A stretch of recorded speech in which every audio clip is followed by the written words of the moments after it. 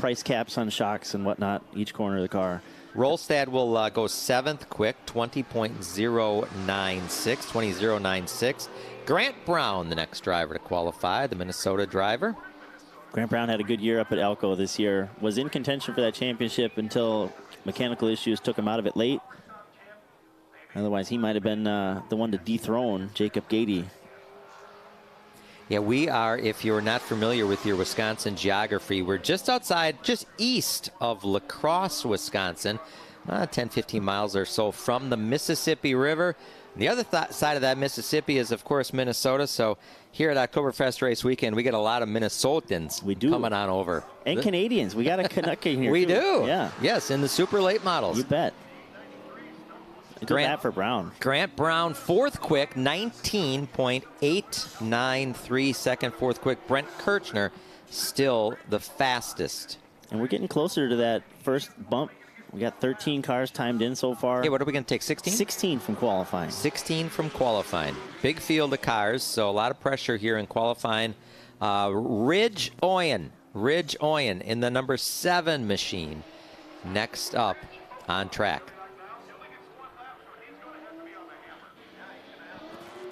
I don't know much on Ridge. I just heard the PA say he's only going to get 1 lap, so he must have shown up to his qualifying time late. He is out of order numerically. 21.847, 21.847. Yeah, might have showed up out of order or didn't make it through tech in time. Whatever the case may be, Ridge will only get 1 lap. The number 14 is up next, Steve Bachmann. Steve Bachmann on track. Good-looking machine. He's one of those guys also in contention for this championship in NASCAR late models. He is currently 3rd in the standings, 25 points back. Yeah, what did you say separated the top 5? 63 points. Wow. And that could change in one race, depending on what happens. Now, this is a NASCAR Weekly Racing Series track. Of course, the NASCAR is Lacrosse Fairgrounds Speedway, and this is the headline division of their regular Saturday night racing under the NASCAR banner. Of course, the NASCAR National Championship has been determined. Lane Riggs captured that over Peyton Sellers. That was a pretty tight battle as well. That was a pretty darn tight battle, yeah. So these will not count towards the NASCAR Weekly Racing Series Championship, the points that they accumulate, but we are, as Matt said, going to determine a champion here this weekend in this division. Did he run 1 lap? Steve Bachmann, 3rd. No, he ran 2 laps. 19.859. 3rd quick, 19.859. Apologize for the delay there. So he didn't get Kirchner, didn't get points on him, but he's still solidly in the field tonight. And this next car is another driver in contention. This is Jeremy Wagner, the first 18.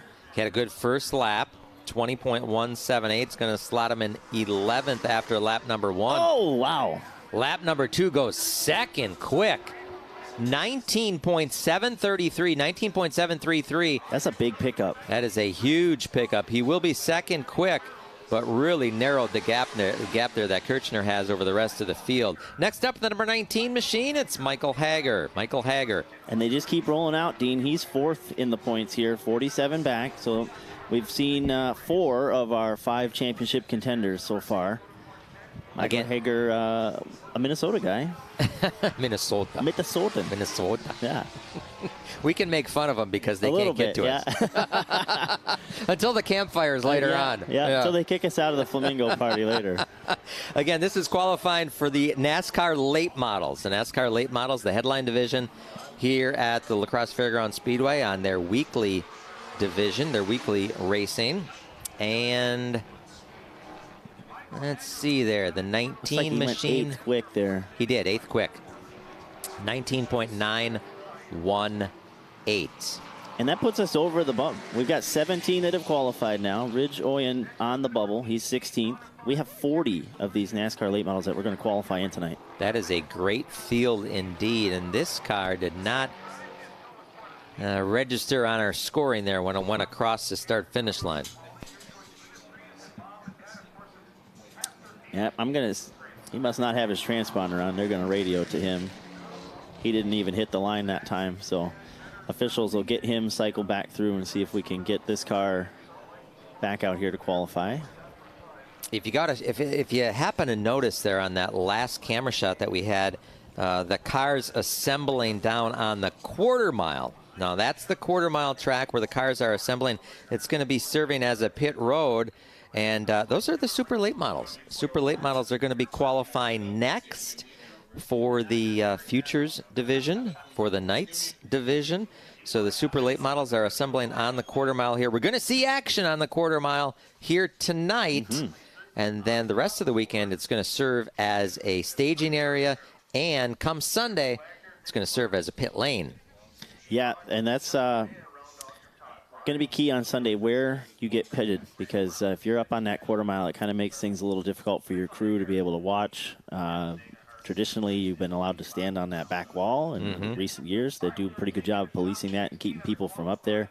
This wall here along the front straightaway, left to right, Buckner, Old Dutch, Hilltopper, that wall is going to come out. After the races are all done, they'll bring that wall out, and that's how we can pit cars back there. But yeah, for the ARCA Midwest Tour, we're going to pit cars there on the quarter mile. 200 laps. Of course, the winner of that, it's the headline division, the headline show Sunday afternoon.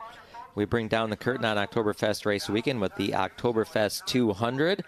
Casey Johnson won that event last year, looking to go 2 in a row, looking to go back-to-back in the championship for the ARCA Midwest Tour. Yeah, I talked to Casey.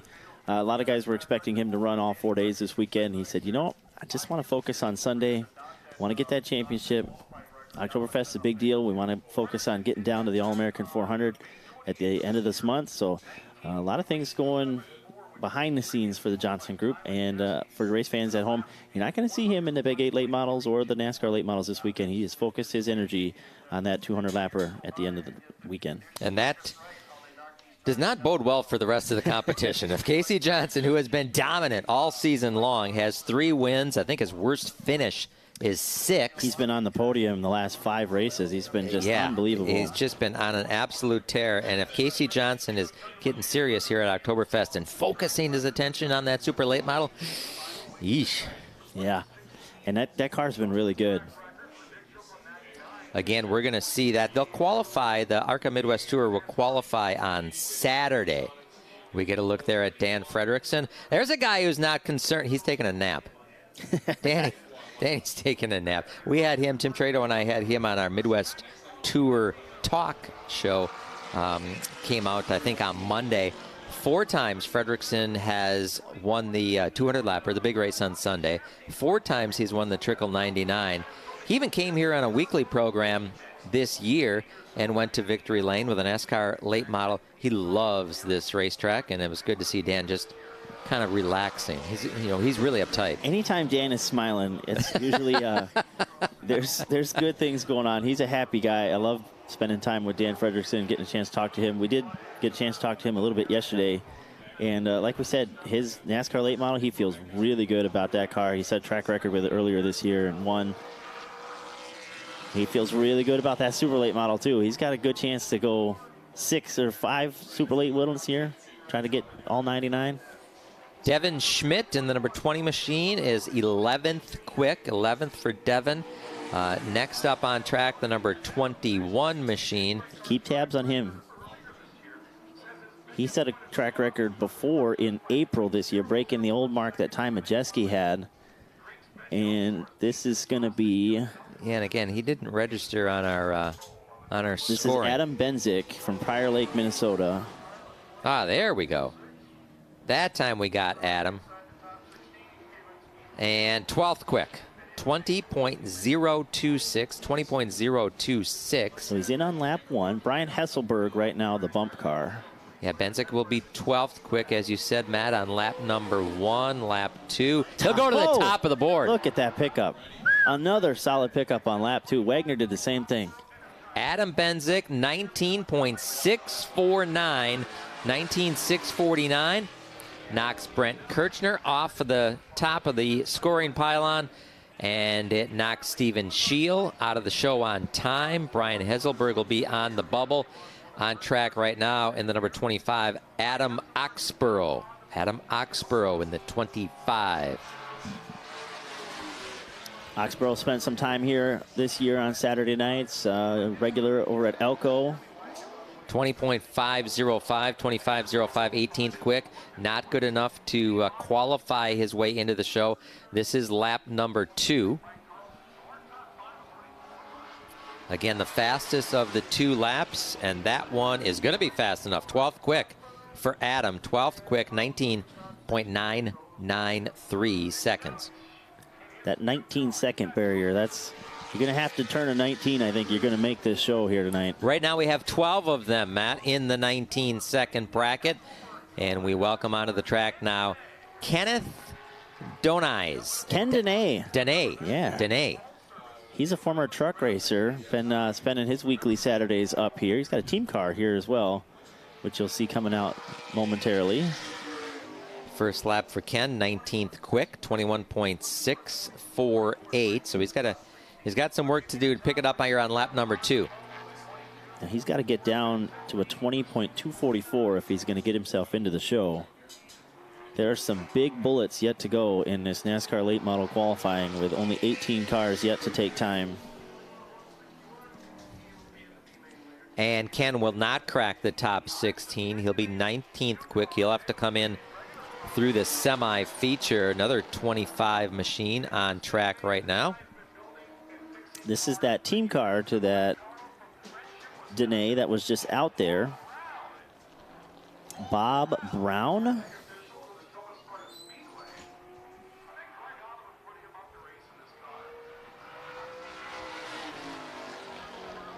Yeah, Paul Brown. He's a track official over at Thomas Sparta Speedway. 20th quick, 21.251. Paul Brown, 20th quick. That's a neat thing. One of the neat things about Oktoberfest race weekend here is you have an opportunity to just there's no points. Well, there is points on the line for some divisions, but there's a lot of bragging rights and a lot of fun to be had. And if you want to perhaps you got an eye on a car that you want to buy. Now's a great time to test it out, drive it out. Now's a great time to maybe you've been helping a guy all season long, and the guy says, "Here, you drive it this week." You know, the campfire stories you hear last year.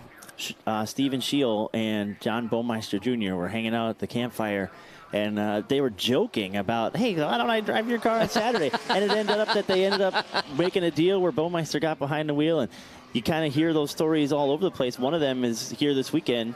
We'll touch on it in a few minutes when Riley Stenjum comes trackside. Andrew Schultz in the 29 machine. He is 21st quick on lap number 1. So got to, again, crack the top 16 to get into the feature on time. Andrew's not going to do that. He's 19th quick, 20.962, 20.962. If you're watching us at home on MidwestTour.tv, if you're watching us from your patrol car on MidwestTour.tv, at the Dells, we had somebody doing that. We had somebody text in or on Facebook and say, "Hey, I'm watching it from my patrol car." If you're watching, we thank you. You got 4 days of action here at Lacrosse Fairgrounds Speedway for Oktoberfest. We're going to bring you all 17 divisions. Tell the neighbors, tell your racing friends, either to A, get down here, or B, dial us up on MidwestTour.tv, MidwestTour.tv. If you can make it up here, we'd love to see you. This crew up here at Lacrosse Fairgrounds Speedway does a tremendous job getting this place ready. One of the unique things about this place is weekly shows stop the last week in August. And that whole month of September, teams have a month to kind of get things back in order. Track gets things back in order. Track gets things, yeah. It looks really nice every October we come up here. 15th quick for Ryan Varner and the number 31 machine. So Ryan Varner will bump his way in for the time being, 20.100. That puts Don Turner on the bubble. Oh, boy. And the 36 machine is on track right now. The guy who was fastest in practice. From Lakeville, Minnesota, this is Dan Fredrickson. Oh, he'll lap 1. Whoa, top of the board on lap 1. 569. Now his 374, his track record comes into play here. That's right where he practiced as well. He's pretty close to right where he practiced on lap 1. Oh, nice and straight off of corner number 4. That looks good. That does look good. Oh, he was close. 407, a 19.407. 2.5 tenths Jeez, quicker that's amazing. than second running Adam Benzik. If I'm Dan Fredrickson, I'm going to like that car, too. I feel real good about my car. I feel real good about it. You told him, or he told you, I should say, Matt, he told you earlier, did Danny, that he liked his car, he liked his chances, and I can see why. Yeah, he said he loves coming to Oktoberfest. It's kind of a pressure-free weekend. You just get to go racing, and his results here have shown that over the years. Darren Wolke on track right now in the number 38 machine. Darren will slot into the 21st position. Wolke 21st at a 20.563. So now 20.100, still the bubble time by Varner. Yeah, Turner got bumped. Ryan Varner now on the bubble. Thank you for that. Good point. 38 machine is going to be on the outside looking in. Darren Wolke 19th quick, 20.261. So he will have to come up through the semi-feature, which is slated to be the first event when we go with racing That's at 6 o'clock. That's going to be hotly o'clock. contested, too, because they're going to be fighting for 4 spots in that 15 laps. Michael Beamish in the number 40 machine. Next up on track. I got to think Don Turner's got a provisional, don't you? Just the. I think you would earn one, the 10-year. I've been to every Oktoberfest race weekend. I've raced in every Oktoberfest race weekend. That provisional? Beamish going to put himself in the show on lap 1, but just barely, 20.092. 15th quick. So he's looking for a good pickup. If anything like his teammates out of Minnesota, he could get down in the 7s here. We'll see. Yep, 19.791. Pretty consistent, those guys over there. They've 3-4 tenths every second lap. 5th quick for Beamish, so he is safe. Varner gets bumped. Rolstad. Brian Rolstad now on the bubble, 16th quick. As the next driver is on track right now. That's Ryan Kamish. Ryan Kamish in the 42. The 29th driver to take time. That's incredible. We had 31 of these cars down at Rockford last weekend, 40 of them up here this weekend. It just shows how strong the racing is still in the Midwest. 22nd quick for Ryan Kamish. 20.316 to 0.316. Got to wring a little bit more speed out of it. He does. And he'll go to 11th. Good pickup. 19.917. 11th quick for Kamish. That will bump Brian Rolstad and put Devin Schmidt on the bubble.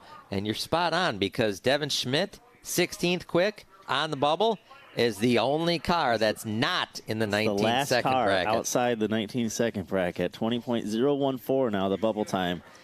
And looking on the quarter mile, you got a guy who's first in points, 7-time track champion sitting down there. You got some heavy hitters yet to go.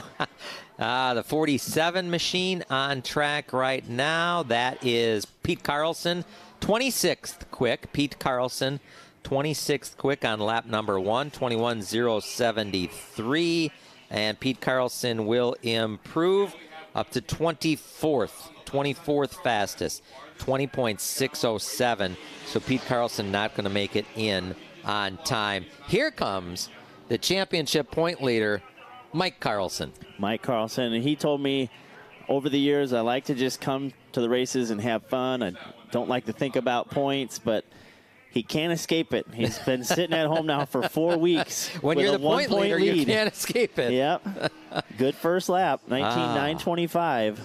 That'll slot him in 13th quick, 19.925, 13th quick. Of course, Michael, the championship point leader, his dad, Steve Carlson. And Steve-O knows how to get things done here at this Speedway. And Mike Carlson taking up right where Steve left off. Mike will go 3rd quick at a 19.662, 19.662. So Mike Carlson, 3rd fastest, as we roll on here with Steve Anderson Jr. Steve Anderson Jr., another number 50 machine, the 32nd driver to qualify. Carlson told me he liked the cool weather, so backed it up in qualifying. He was 3rd quickest in practice. Now, has he won a championship here? He's in contention for his first championship. First, yep. Yeah.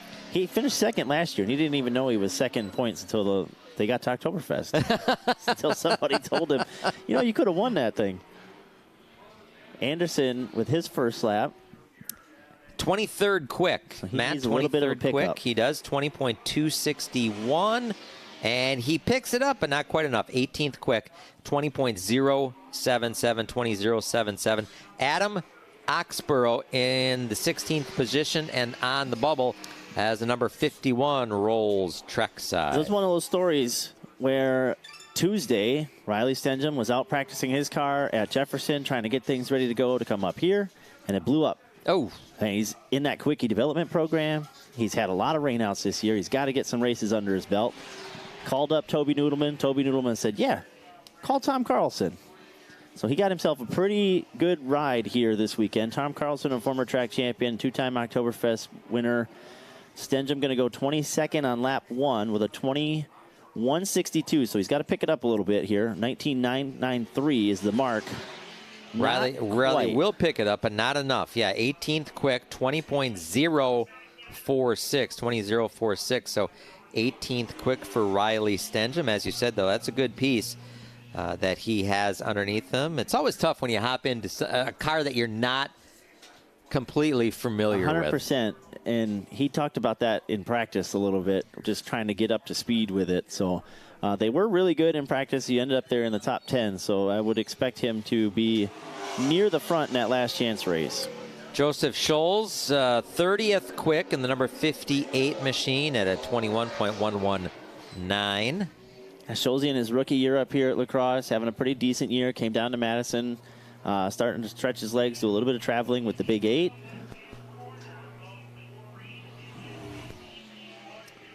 And the second lap looks like will be better. 28th quick. 20.889. Not good enough to crack the top 16. Adam Oxborough still hanging on to that 16th position and bubble position. Bubble spot. The 16 fastest in qualifying are going to automatically transfer to the feature event. The 61, Frank Baldowski on track right now. Frank Baldowski, 27th quick, 20.384 on lap number 1. Frank, one of those Big 8 regulars, just trying to get some extra track time here this weekend. Not used to being on the 10-inch tires, so he did comment that's a little bit different for him, and you can see him struggling with it there off of 4. He laid down the horsepower on those 10-inch tires, got it up to the 22nd fastest lap, 20.107, so 22nd quick for Baldowski. Again, this is qualifying if you're just joining us for the NASCAR late models, the lacrosse late models, the headline division here each and every Saturday night. Of course, the Lacrosse Fairgrounds Speedway races from April through right around the end of August or Labor Day weekend, right in that area. Each and every Saturday night, been a mainstay, a fixture here. It was paved in 1970. Before that, it was a dirt track, opened in 1957. And most recently, it was paved in 1994. So a lot of history here at the Lacrosse Fairgrounds Speedway, this 5/8 mile. The next driver on track, the number 63 machine, is Jason Stark. Jason Stark, and on lap number 1, Jason goes 25th quick.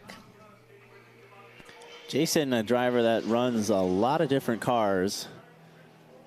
And Jason is going to make it into the top 16. Is he 16th? 15th quick. Oh, just barely. 15th quick, a 19.964. It'll bump Adam Oxborough and put Randy Sargent on the bubble. Just to complete that thought, Jason Stark, one of the guys that might turn some heads here this weekend because he's leading that 602 Outlaw touring deal. He won the track title for it at the Dells. He's very good in sportsman cars and kind of getting better in these late model cars. I wouldn't be surprised if he had a good weekend.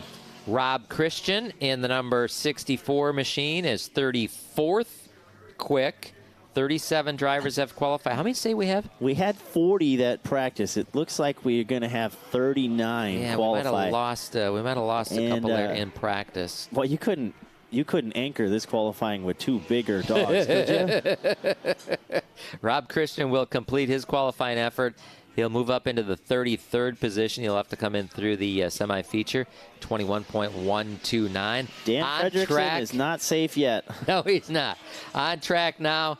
The GOAT. Fredrickson calls him the GOAT. Absolutely. Up here, West Salem, this guy is, his reputation precedes himself. An 8-time ARCO champion, Steve Carlson in the 66 machine. All-time winningest driver on the NASCAR Midwest Series back when it was the ARCO Challenge Series. Then NASCAR bought it, became the NASCAR Midwest Series. The all-time winningest driver right there on screen right now. Steve Carlson. Backing down, had some health issues a couple years ago. We've only seen him on track here a few times this year. Yeah, it's great to see him. It's good to see the 66 out here. Steve Carlson, and he's going to make it. 14th quick. Steve-O goes 14th quick, a 19.952. We mentioned the fact we've only seen him a couple times this year. I guess he hasn't forgotten how to get around. I think he still figured out this 5/8 mile pretty good. Our last qualifier comes to us from Minnesota. 9-time in a row Elko track champion. Ties Donnie Reavers, one short now of the all-time record over there. Very fast in qualifying every time he hits the racetrack, and he's 19.986 on lap 1. This is Jacob Gady in the number 72 machine. While it was a good qualifying lap, a good first lap, 18th quick, so he's still on the outside. Jason Stark is on the bubble. This is Jacob Gady, a NASCAR champion. The number 72 machine, will he pick up? He will. Wow. 584 on lap number 2, Jacob Gady. There's everybody in the pit area looks to the 72 when it comes to qualifying. It doesn't matter if it's Big 8 late models, NASCAR late models, or supers. But Jacob Gady is looking up one spot on the scoring pylon. Dan Fredrickson, the fastest, at a 19.407. Fredrickson in that 36 machine will lead the field tonight. Jacob Gady makes it in on time. Adam Benzik, Mike Carlson, Brent Kirchner, that's your top 5. They all make it in on time. Kirchner went out early. Yep. Drivers don't like to do that. He ended up 5th, so that's good. Jeremy Wagner, 6th. Michael Beamish, Nick Clements, Steve Bachmann, Dusty Mann, the top 10. And the rest of the top 16, the drivers that will make it in on time. Grant Brown, 11th. Jackson Lewis, 12th. Ryan Kamish, 13th. Michael Hager, 14th. The GOAT, Steve Carlson, 15th. And your final car out of qualifying, the 03 of Adam Degenhart. That is your qualifying for the NASCAR late models, the Lacrosse late models, first division, that have qualified here today. If you're just joining us, welcome on MidwestTour.tv. My name is Dean Strom. He is Matt Body. Normally, we keep Matt down in the pits, and we have him go dig up some stories and find some scoop and talk to drivers. We let you come up into the booth today. Well, this is great. I've been out here yesterday and today. Yeah, you were digging up stories, talking to drivers. Around pit road, seeing what's going on. Some guys are very excited to be here.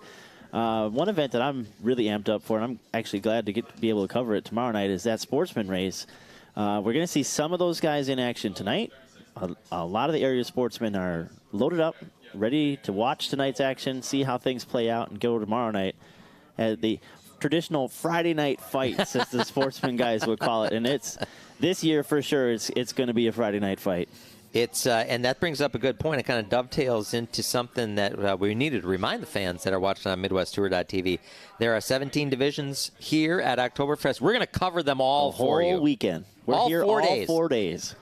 Every lap turned here at Oktoberfest race weekend, you're going to be able to catch on MidwestTour.tv.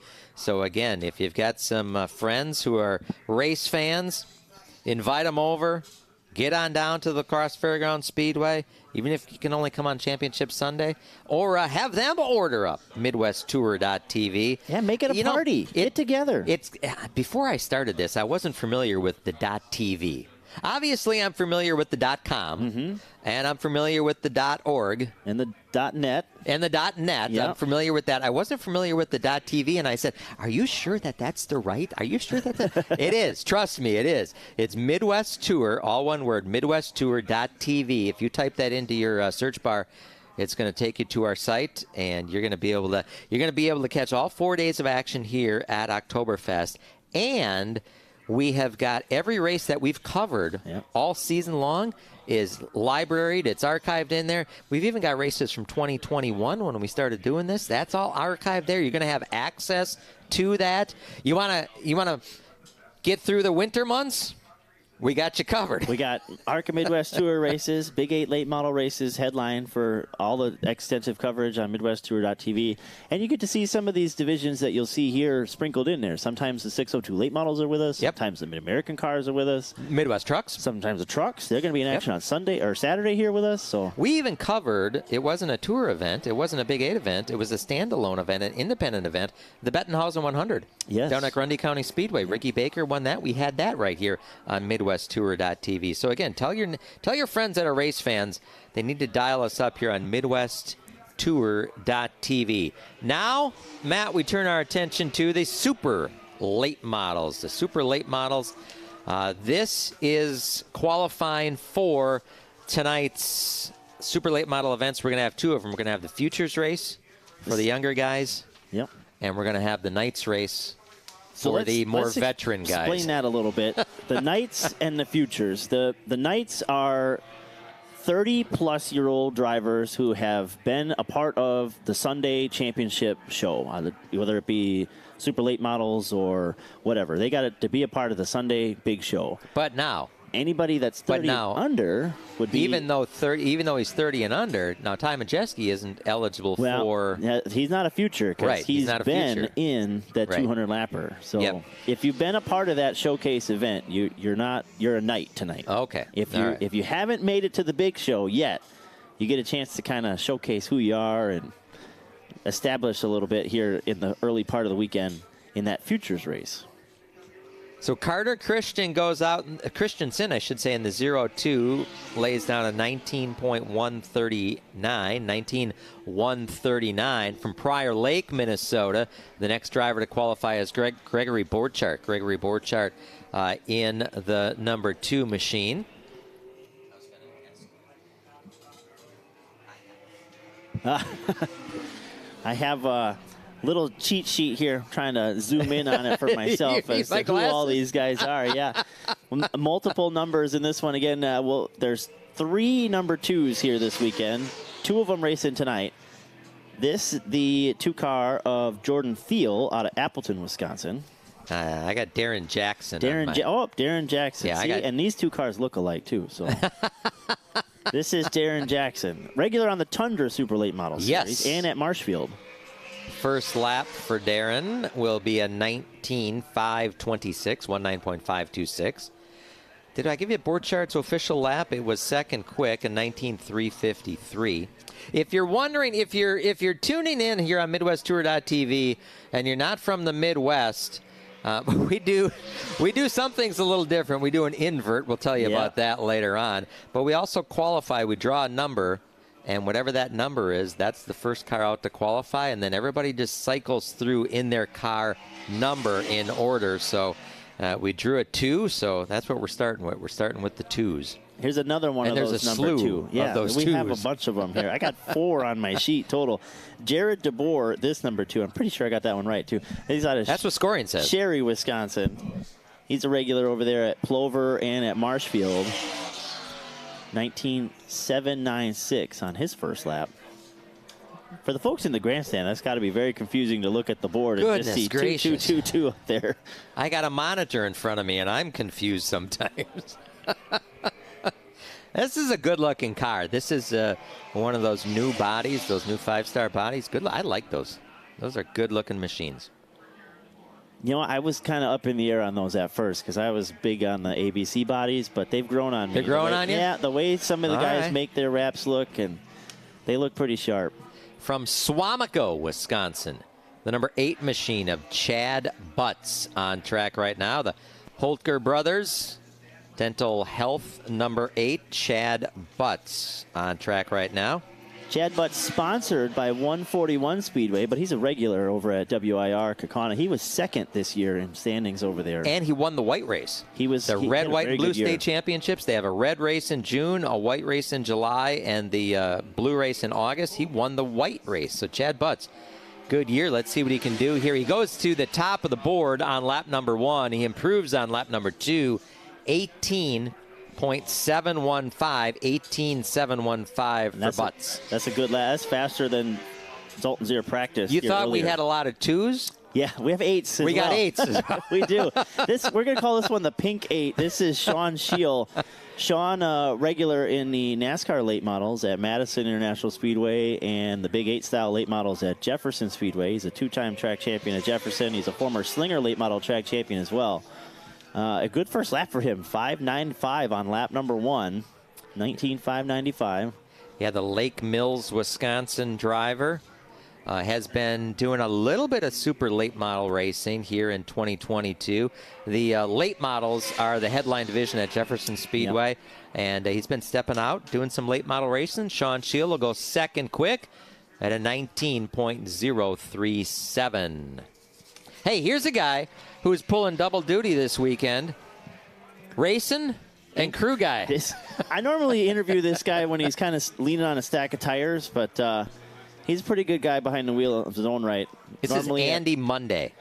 Normally at WIR. He's a former track champion over there. Calls Appleton, Wisconsin home. He is going to race here tonight.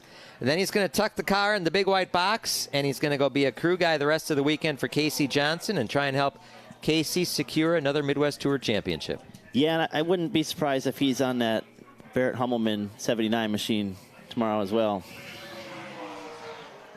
Andy Monday, fourth quick, 19.139, 19.139. So Andy Monday, fourth quick.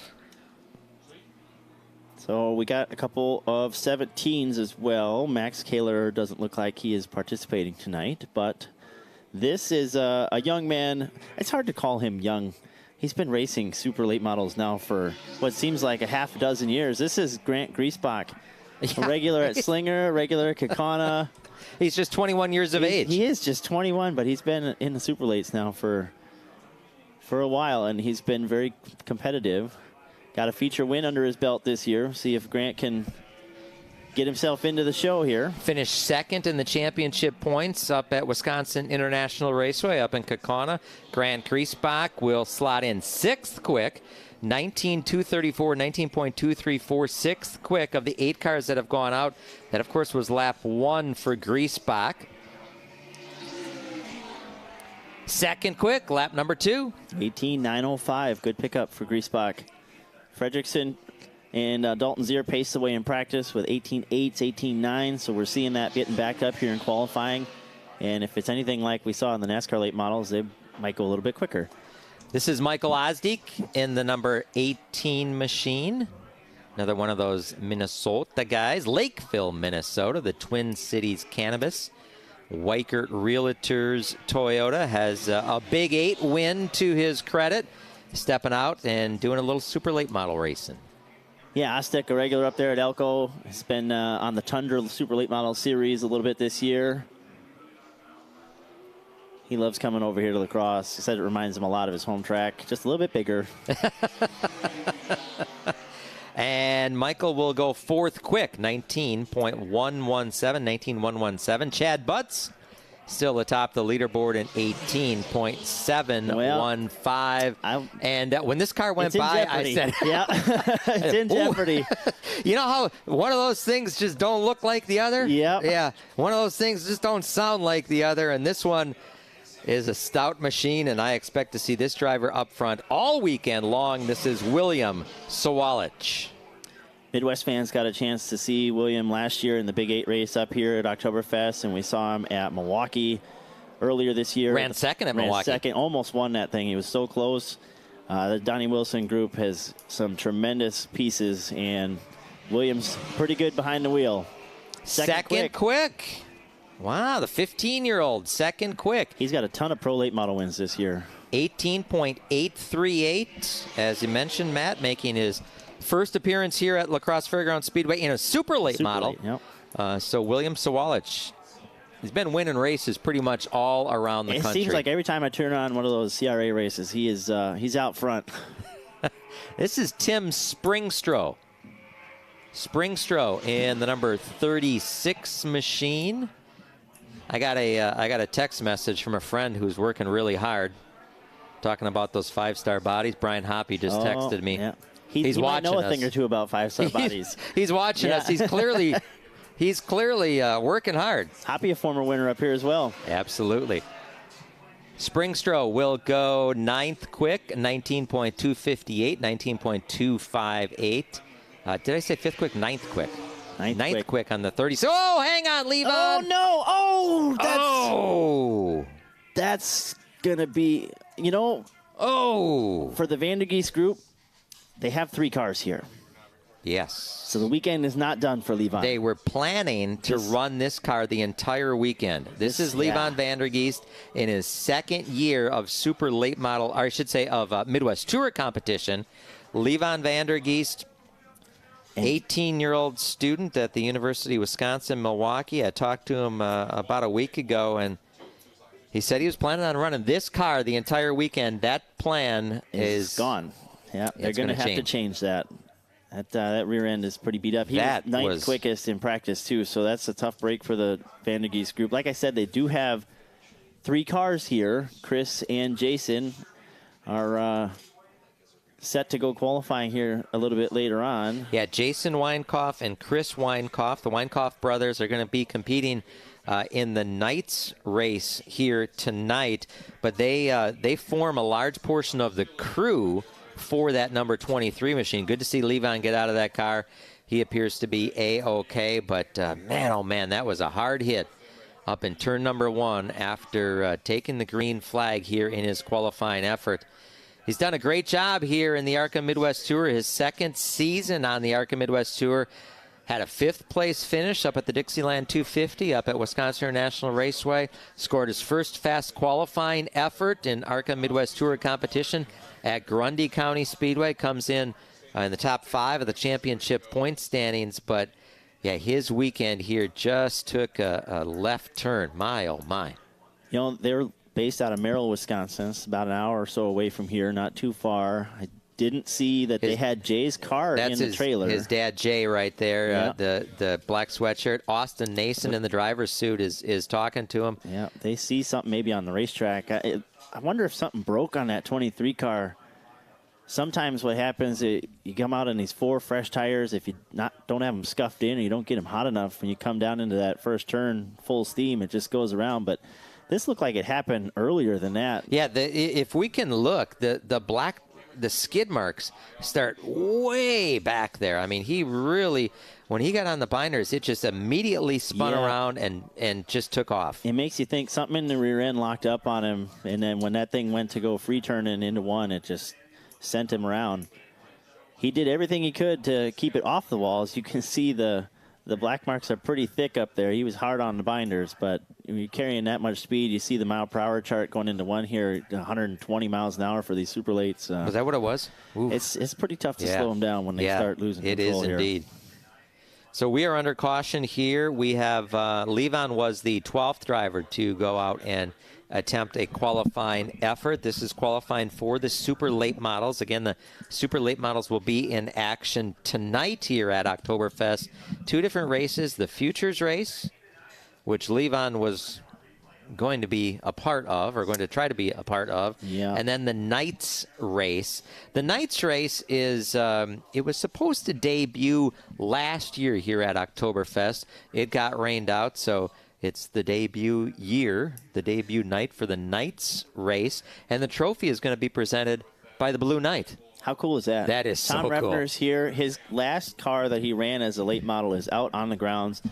Still got the old CWRA sticker on the window, and that Refner blue, as I like to call it when I was growing up, him and Brian made so famous. It's great to see that car, and it's good to see Tom out here. He's out there with a part of that Dick Trickle Memorial Project. A couple years ago, Tom Refner got behind the wheel here at Oktoberfest of one of those vintage cars, and that was pretty neat to see. He still got it too, doesn't he? He's still active, and you talk about the Trickle Project. Tom Refner was one of the curator of that. Yeah, he was really one of the driving forces to that. So it's great. It's great to see. If you haven't had the opportunity to get over to Randolph, Wisconsin yet and check that out, you got to go over there. You got to do it. It's beautiful. They've done a tremendous job. They're still working on completing that project as we speak. So if you were there a couple years ago and you stop back up there, it might be a little bit different. So they do some fundraising here every Oktoberfest weekend. They've I know I've purchased some raffle tickets. I think the one year they had a big toolbox that they were raffling off, and might have one year they did a Mustang, I think. Wow. That they raffled off, and I was a donator for that. You'll notice I'm not driving. You're not driving the Mustang. You didn't win it? No, I didn't win it. But it's so cool to see Tom Reffner here and still active. And tomorrow night, the headliner tomorrow night is the Trickle 99. Is the Trickle 99. Here we're going to get a chance to see this replay. Is that some smoke? Oh, look, he's got smoke coming off of turn 4. He's already having an issue. Yep. So he might have lost maybe some power steering or something, and it's just dumping out on his rear tires. You can see it. It started, the first we saw it is exiting turn number 4. Yes, so Levon Vandergeist definitely had a problem on that 23 machine. Again, Levon, a full-time competitor. Is that right front looks... It's pretty shiny already. And the right rear looks shiny, too. Yep. Yeah, that says something like... Definitely the right off front. The front end of the engine, or it was power steering fluid, or maybe even an oil line. But he was still at full speed. We're looking at the outside edge of the tires, and it's shiny. It's got some fluid on it. There was a problem early on that 23 machine. It's even stopped smoking at this point, so whatever was dumping out is already out and on the tires. It's gone. Yeah. Stopped smoking because all the fluid, whatever fluid it was, ran out of it. And here he is, Vandergeist, going down in. As soon as he starts to turn, turn number 1 just comes around on him. He's locking the brakes up already before he goes around because he knows there's a problem. You can feel it. Yeah, you can see some smoke there. And that might just be water off the front end, too. Maybe they had it taped up and it was sitting over there too long. Track crew didn't come out and lay anything down the front straightaway, so we'll keep tabs on the next car to see if he has any... all 4 tires off the ground there at one time. That's a big shot for Levon. That is indeed. It's good to see him get out of that car. Qualifying will roll on. The Vandergeists will have their work cut out for them here to...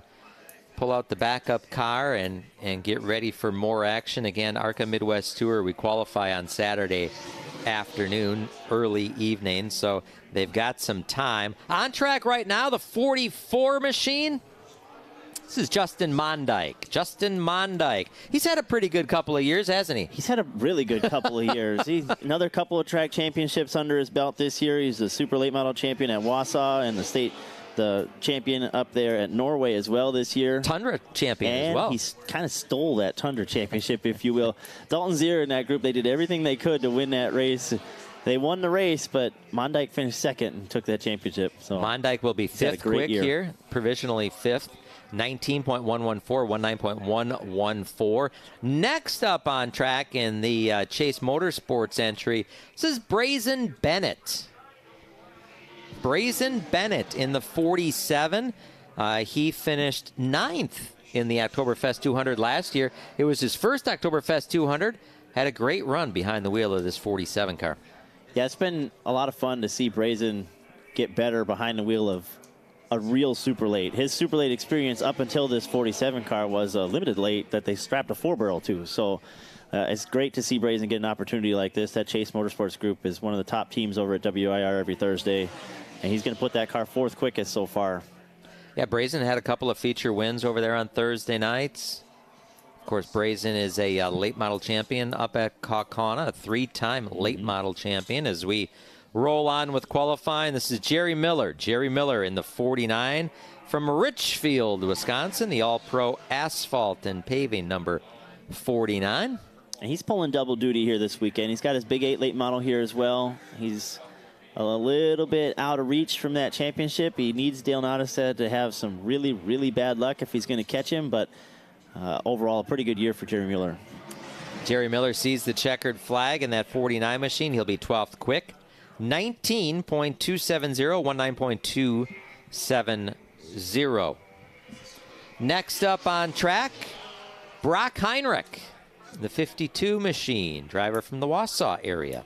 And he had a pretty good year, too. He kind of busting onto the scene in late model action. He was in contention for that championship over there at Wausau, in contention for the Tundra Championship as well. Brock's third year in a super late model, starting to really get things going in the right direction for that 52. Northern Trail Express alongside, on the side of that 52, United Structures, PGA Inc., lap number 2. He is on that right now, 13th quick on lap number 1, 19.338. And second lap for Brock, fourth quick, and 18.906. So good qualifying effort for Brock. Up next will be the 66 machine of James Story. If you've been watching some of our broadcasts, you've seen him in a 602 Outlaw late model a couple times this year. He's regular on Saturday at Dells Raceway Park. Doesn't get behind the wheel of a super late model very often. Good to see James out here at Oktoberfest. That's what Oktoberfest does. Yeah. You know, we've heard that story already a couple times of guys that, you know, Dean Lapointe is in line. I look at him. He's coming up. This is the only race he's run this year. The whole reason he put that car together was to come to Oktoberfest.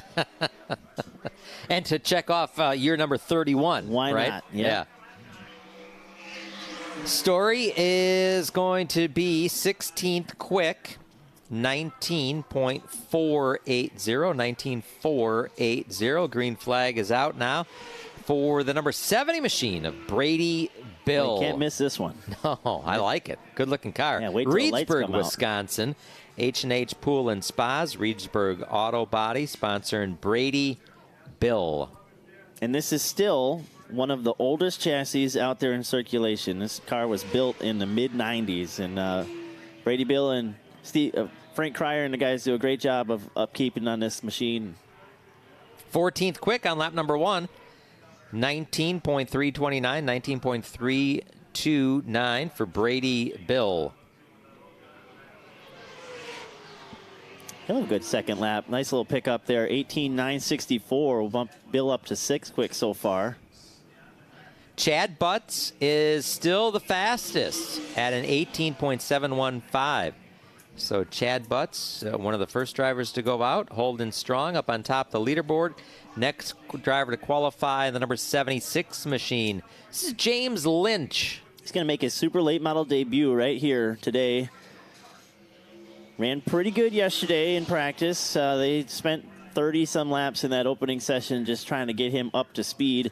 You see him in the Midwest Truck Series with us on a regular basis. Yeah, one of the young top quickly burst onto the scene in that Midwest Trucks. Yeah, kind of looked like a fish out of water the first few weeks. They got some help that put them in the right direction, and then they went to Kaukauna and won the race, and then they won again at Marshfield, and it was like, who is this guy?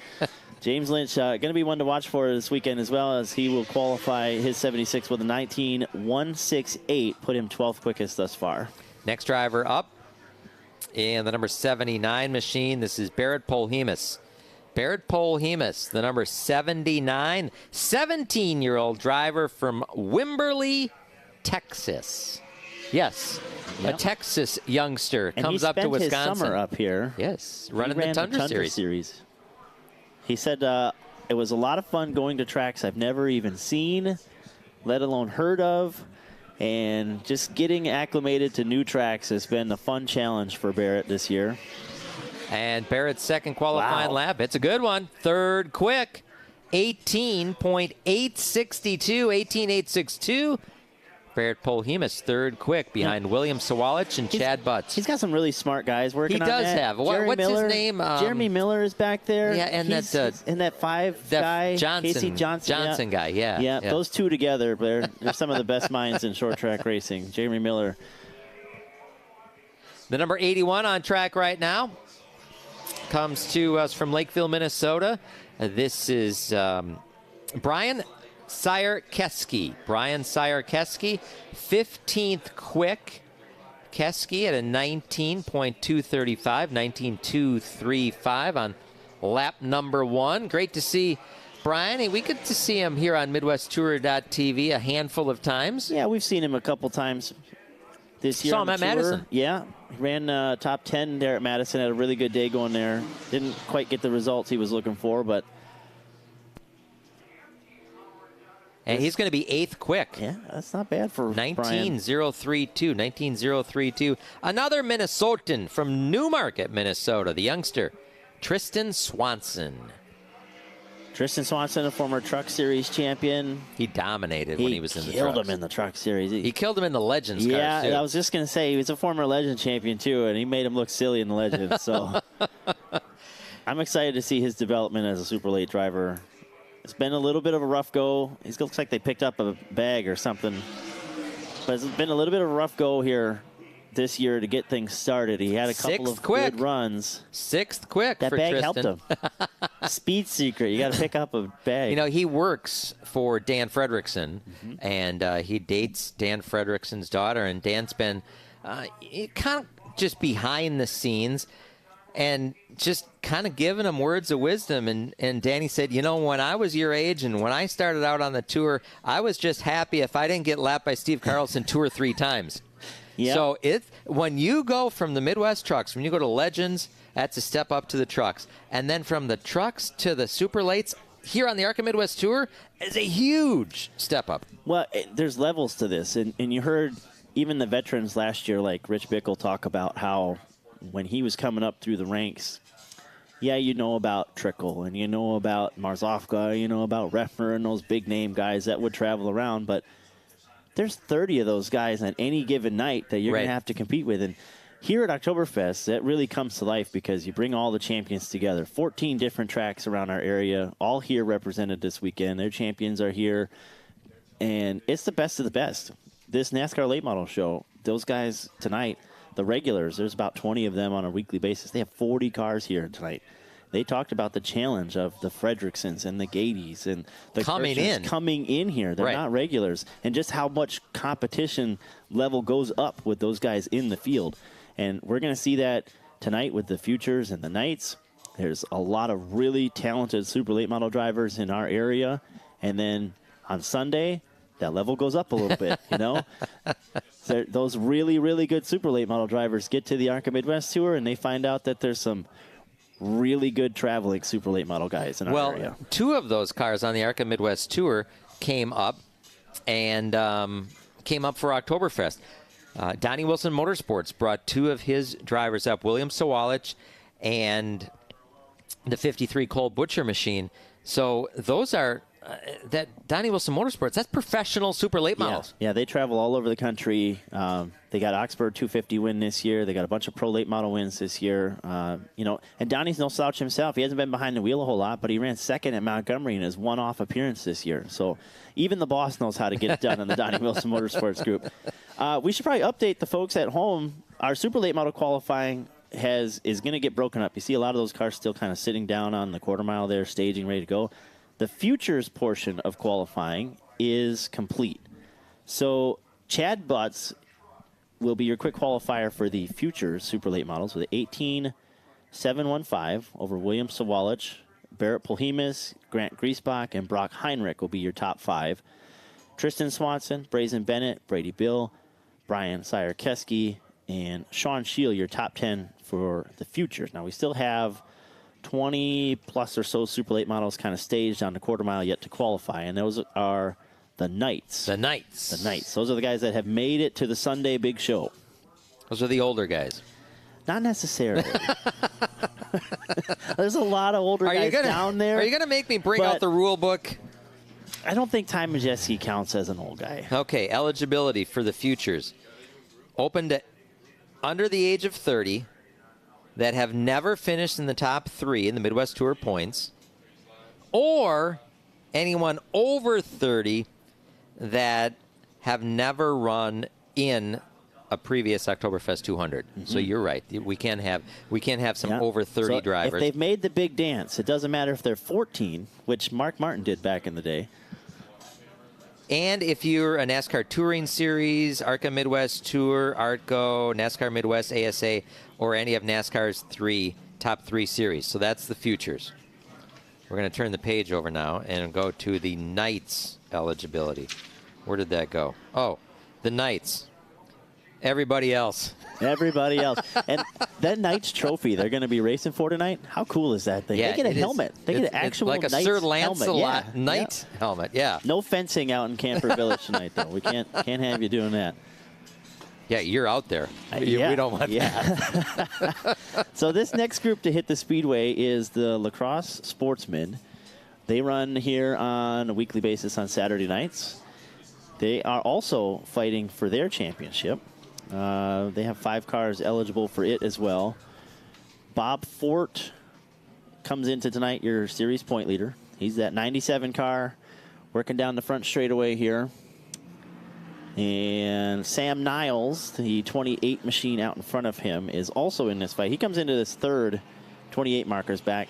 Those 5 cars just 88 points apart in the Sportsman division. So we're going to keep tabs on them tonight as well. They'll be crowning their champion here on Oktoberfest Thursday. A little bit different for these guys as they have a breakout rule, 22 seconds even. Okay. So they can't go faster than 22 seconds. If they do that in qualifying or the heats or any event, really, they get 2 mulligans. So the radio race director will come over and say, you went too fast, that's your 1 warning, or that's your 2nd warning. If it happens the 3rd time, they get black flag for that race, and they'll have to start shotgun on the next event. So if it happens in the heat, you got to start dead last in the feature. It's kind of like the officer giving you a warning. Kind of, yeah. And not giving you the speeding ticket. Yes, absolutely. Yeah. You can't break out on the last lap. That's really the golden rule here, is you can't go faster than 22 seconds on that last lap. If you do, it mulligans aside, you're going to be black flag.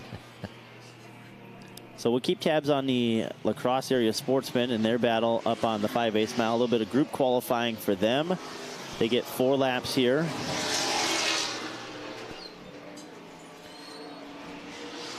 And we had, you said you can't go faster than a 22.0? Yep, 22.0 is the one of them mark. did. Sam Niles. Oh, that's not good for the Sam. 28 machine won a 21.921. So he's going to get a mulligan. They'll warn him. Again, they get 4 laps, or should get 4 laps here. I don't see the flagman getting the white ready, though. Chris Webber is the fastest right now at a 22.012. So he's cutting her close. Sam Niles, 22.019 is showing as his best time. Dale Leakus Jr. in the 99 and went at 22.059 as the group qualifying rolls on here for the Sportsman division. And this, if you're a regular with us at Madison, it's a lot like our Misfit division where it fits the Mid-American stock cars, the modifieds, the trucks, the Sportsman cars. They're all kind of right there in that same speed range and puts them all into one division. So you see there's a modified out there. There's a Sportsman. There's a car that looks like a late model. There's a Mid-American car out there. We've got a truck out here. And then the old 88 Monties, the old hobbies. The breakout rule kind of puts everybody on more or less an even ground. Yeah, because you could have a car that runs 21.5s, but if you did, you're going to hurt yourself. But you can't run a 21.5. You can't run a 21.5. You got to run 22 even. Group number 1 is about to come to an end for these guys. Yep, Chris Webber, the fastest in the 97 machine. Sam Niles in the 28 machine is second. Dale Leakus Jr. in the 99 is third. Ed Ross, Matt Wybush, top 5. Running the Sportsmans on the big 5/8 mile. Yeah, that's a fun race. It's what the late models used to be. Those old stock stub cars, they would just weld a cage onto it and go. That's what a lot of these cars are. The 108-inch wheelbase metrics or 110, 112-inch GM full-size cars. Pretty generic stock suspension, control arms, and shocks and springs that you can put on these things. Some area tracks limit whether you can have screw jacks in them or not on all 4 corners. So this is kind of still the very entry-level division, if you will, for V8 style racing. Of course, we see a lot of 6 cylinders and 4 cylinders now as an entry level at a lot of racetracks across the country, and we're going to get a chance to see those guys in action tonight as well. Can I send out a hi? Absolutely. Brad Miller. JJ. Hey, Jage. Thanks for tuning in. MidwestTour.tv. That camera shot comes to us from the infield of the quarter mile. That would be turn 2 of the quarter mile. We said earlier that we're going to use that we're going to see that quarter mile in action tonight. We're going to see a few divisions on there. We're going to have, let's see, what are we going to have? The Hornets and the 6-shooters and street stocks. So we're going to see those cars on the quarter mile. But we're not seeing it in action tonight. It's going to serve as kind of the pit lane. It's going to serve as a staging area. So that's the quarter mile. And tonight is the only night of Oktoberfest race weekend that the quarter mile will see action as a racetrack. We get to see the quarter mile in that fun double-O race at the end of the night. Oh, yes, we're going to have double-O. That's how we cap off Thursday here. It used to be an enduro, and now it's a double-O race. Can you explain the double-O race to me? Yeah, it's one lap on the quarter mile, followed by a lap on the 5/8 mile, and that together makes one lap. Okay. All right. And then you got to do it all over again and go back to the quarter mile. The tricky part is when the field starts to get strung out and you have guys that are on their quarter mile portion meeting guys that are on the 5/8 mile portion. So well, that gets to be a conundrum, if you will. Conundrum. That's a good Thursday word. It is. Yes. Thanks for joining us on MidwestTour.tv. Dean Strom alongside Matt Vadi, bringing you the action here all day on Thursday. In fact, we're going to bring you the action all 4 days of Oktoberfest race weekend. We'd love to have you join us here in person at the Lacrosse Fairgrounds Speedway. If you can't, we understand.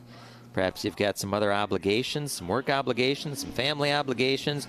Perhaps you're out of town and can't join us. We understand, but that's why we're here. MidwestTour.tv going to bring you all the action, all 17 divisions, all 600-plus feature laps, all the championship battles, all 4 days. You're going to catch it right here on MidwestTour.tv. So make sure you spread the word and go to MidwestTour.tv, sign up, and you can catch all the action. MidwestTour.tv, also those archive races from the seasons past. Yeah.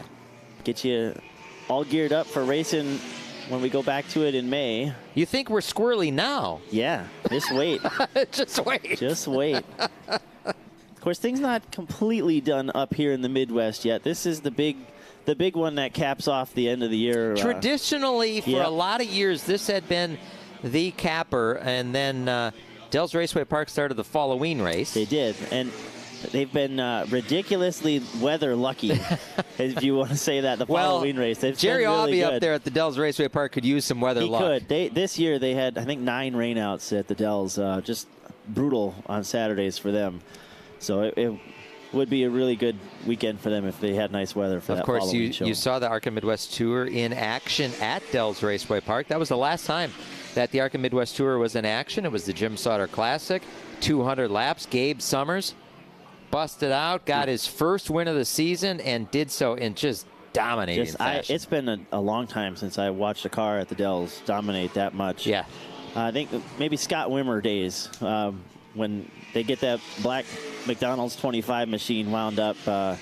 He used to lay a hurting on them the same way that Gabe did there that last time. And a lot of guys from the Dells do very good at lacrosse. So I would be surprised if the 15 machine is up near the front all weekend long. You know the connection there? Long ago, let's check out your history here. Long ago, the connection between Lacrosse Fairgrounds Speedway and Dells Raceway Park. They were both owned by Larry Weirs. They were both owned by Larry Weirs, yep. And Larry will be with us in attendance here this weekend. See him every Oktoberfest race weekend. In fact, I saw him at the Dells at the Jim Sauter Classic. He was up in the tower right behind us. It was good to see Larry. Out of the car business now, out of the trailer business. Yeah. Pretty much into the retirement business. But that Weirs name still going strong. Chris Weirsey doing a good job with the billet trickery. Chad, yep, sorry, Chad doing a great job. They have some beautiful trophies here this weekend on Sunday. hopefully we get a chance to showcase those for you folks at home, because they got a nice cheese wedge with the trickle car on it for the 99 tomorrow night.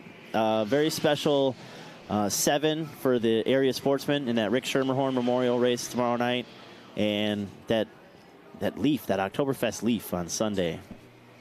3 guys going to go home with some very cool Weir's Machining trophies. Dick Johnson just popped his head in here earlier. Dick was the not only the scorer for the Artco Challenge Series, but he was the track manager for Larry Weir's. Right here. Here and at the Dells. The 70s was a big time. It was. Racing.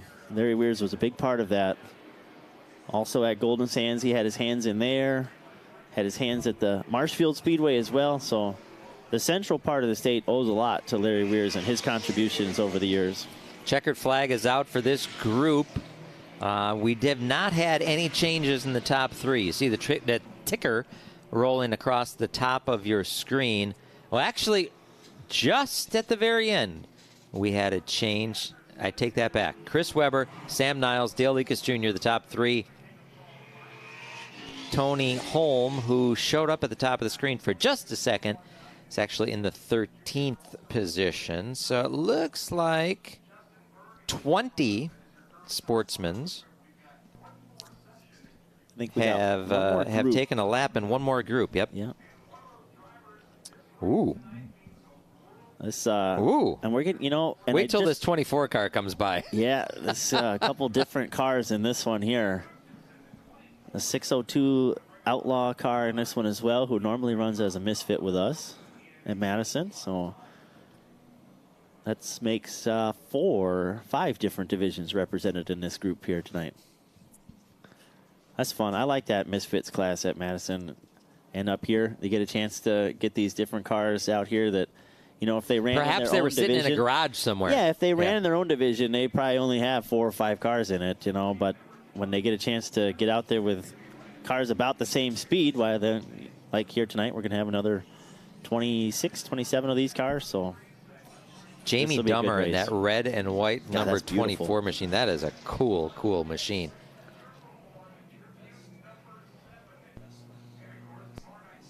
Rick Coppernall in the 602 car, the number 75. Randy Humfelt, that red 7 machine, that's normally a 6.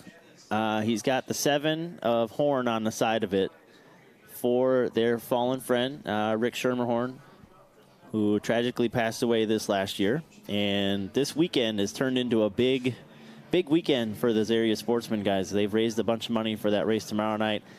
And last heard, rumored through the Camper Village last night, is there was something like $5,000 to be given away to those guys. That's a lot of money for them. That is indeed. Normally racing for $400, so and it's going to be spread out throughout the field. It's not just to the winner, because if that was all to the winner, I don't know that we'd have too many sportsmen that finish. But yeah, Randy Hemfeld, normally in that 6 machine, he's got the 7 of Schermerhorn on the door, and we'll have a lot more to talk about that as the night moves on, and tomorrow as well, and some of the bonus money that's up for grabs for those guys. So the third and final session here for the sportsmen's, the group qualifying session, sees the green flag. Again, these drivers will get a few laps up at speed, and generally you don't want to go side-by-side racing when you're trying to get a qualifying effort. That's exactly why right there. We about lost another one. That'd be Rick Coppernall on the outside. He was high, wide, and handsome here in qualifying. Yes, he was. Now, some of these guys that are running this race today are getting ready for that area sportsman race tomorrow, said that they might ignore the 22-second mark. So one of those guys I see is Devin Schmidt and Dave Trout. Those are 2 guys I heard talking about that last night, and they just ran 21.5, so they're not paying attention to that 22-second mark. Scoring's paying attention. Yeah, scoring's all over it. You're not getting by Brian Minders over there. Titus Helgestad in that 90 machine, another one. You can see he's gained a lot of ground on these 2 cars on your screen here, just not paying attention to that breakout rule. So again, this is qualifying for the Lacrosse Sportsman division. We've got Super Late Model Futures qualifying behind us. We've got the Lacrosse Late Model qualifying behind us. Coming up next will be Super Late Model qualifying for the Knights division. So you have to declare whether you're going to be a Knight or whether you're going to be a Futures.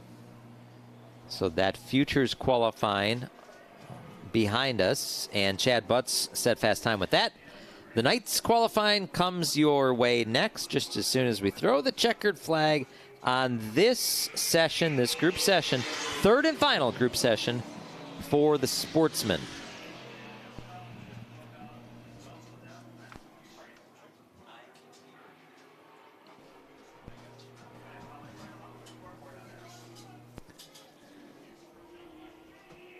We talk about the Knights coming up and just kind of looking through the guys that are sitting back there, getting ready to go. You see Colin Reffner and Travis Volm, a couple of young guys. I'm not sure they quite hit that 30 mark, but they've had some pretty good super late models. Derek Kraus is in that this next session. He's definitely not 30. Is he even 21 yet? But he just turned 21 about a month ago. But of course, his NASCAR Truck Series commitments push him up into the Knights division. We've got Austin Nason coming up in the Knights division. Jeff Storm, full-time, or I should say, pretty much full-time competitor on the ARCA Midwest Tour. We've got Dalton Zier, Ty Majeski, Jonathan Island. The Weinkauf brothers, they are slated to go. Dan Fredrickson. So up next, as the checkered flag is flying over this Sportsman qualifying session. So we will have the super late models. The Knights will qualify next. So Chris Weber going to be your quick qualifier for the Lacrosse Area Sportsman, 22.012, getting pretty close to that 22-second cutoff line. Randy Humfeld going to go second. Sam Niles, Titus Helgestead, and Dave Trout, your top five. So Sam Niles comes into this third in your championship battle, going to be the highest of those contenders. Dale Leckus Jr., Justin Berg, Ed Ross, Andy Barney, and Matt Weibush will be your top 10. We have 26 of those cars officially timed in here. Super late models for the Knights getting ready to go. You know how I always remember how Dave Trout pronounces his name? Trout rhymes with loot. With loot. He does a lot of winning. He does. He takes the loot. He has been very good in those Sportsman hobby stock style cars over the last few years. He's taken a band of misfits, if you want to call them that, down to Dillon for that New Year's Day special. James Swan going to go with him. Swanee goes with. Yeah, Swanee's been going down there the last several years. Yeah. Jefferson Sportsman champion Bobby Selson going to go down there with him. Titus Helgestead sounds like they're going to go with. So they've got a nice little group that's going to go down there and try to represent Wisconsin in that big South Carolina, Dillon, South Carolina showdown for New Year's bash. So again, super late model qualifying goes up next. It'll be the final qualifying session, Matt, that we will have here on the 5/8 mile. Again, if you're watching us on Midwest Tour TV, we thank you. This is the 53rd rendition of the Oktoberfest race weekend. Day one of 4. We're going to have super late models all 4 days. All 4 days. That didn't used to be the case. No. That's exciting. People wanted it, and the fans said, you know, we want more Wisconsin-style late models. They used to have the CWRA cars on Friday night. Now it's the Trickle 99. Super late models. Super late models. Not to knock the CWRA cars, because that's how this Oktoberfest race weekend got started. CWRA was the premier division for the Sunday portion of it for the first 20-plus years till we got into the 80s, and the ARCO series took over. Derek Kraus getting ready in that Shockwave number 9. Got some time off from his NASCAR Craftsman. I'm already on to next year. NASCAR Camping World Truck Series commitments. Some of us have never stopped calling it the NASCAR Craftsman Truck Series. Well, you're in luck then, because Craftsman is coming back. Yeah, if we can just get Anheuser-Busch back on board for the B Series, we'll be set. Dean Lapointe there, you see that 15 machine. You heard us talk about him earlier. He's so excited to be here. Central Wisconsin guy out of Marshfield. He spends a lot of his Saturdays over there. This year, he didn't get behind the wheel at all, and they finished that car just to come to Oktoberfest race weekend. It's so good to see Dean here. Had a chance to shake it down. Wednesday, they had, that would have been yesterday, I guess, they had a practice session. But you talked about it, Matt. The track has been gearing up towards them. The regular weekly racing ended a few weeks ago, and the track has been gearing up. Well, the teams have been gearing up, too, and they've had an opportunity to come out here and test to get ready for Oktoberfest race weekend. It really is one of the biggest race weekends, certainly in the upper Midwest, if not the country. Yeah, another guy I'm looking on the quarter mile here, Nick Panitsky, the 22. We got a chance to talk to him yesterday. He's a former late model track champion up here on Saturdays. He's been doing some dirt racing. Yeah, the last 2 years he's been in the dirt late model scene. He hasn't been behind the wheel of a pavement car. And he alluded to the fact that, missing Oktoberfest kind of ate at him, and he felt the need to get back behind the wheel of a super late model. There you see the 22 machine of Nick Panitsky. He felt the need to get back behind the wheel of a pavement super late model here at Oktoberfest race weekend because he just missed being a part of the Oktoberfest race weekend, and he hadn't circled that one off of his list yet. If you come down here, if you're a racer and you come down here without your race car, feel kind of lost. A little bit, yeah. And usually there's a story that goes with it. You probably went to Rockford or something the week before and it didn't survive, and that's why you're not here. And there's a lot of stories up here this weekend of guys that put a lot of long hours in from last weekend. If you got to see that race with us at MidwestTour.tv, the National Short Track Championship Sunday, it was an endurance test for a lot of those cars. And there's some battle scars here this weekend, but they're here. Tyler Sauter. Tyler Sauter is going to lead us off for night qualifying. The super late models, they will run their feature, the Knights feature, later on tonight. It'll be a 25-lap headliner, and as we said, the Blue Knight, Tom Reffner, is going to give away the trophy to the winner, Tyler Sauter, on lap number 1, a 19.815, 19.815. Again, 2 qualifying laps. The fastest of the 2 will Tyler, be the official. Sideways. 19.472.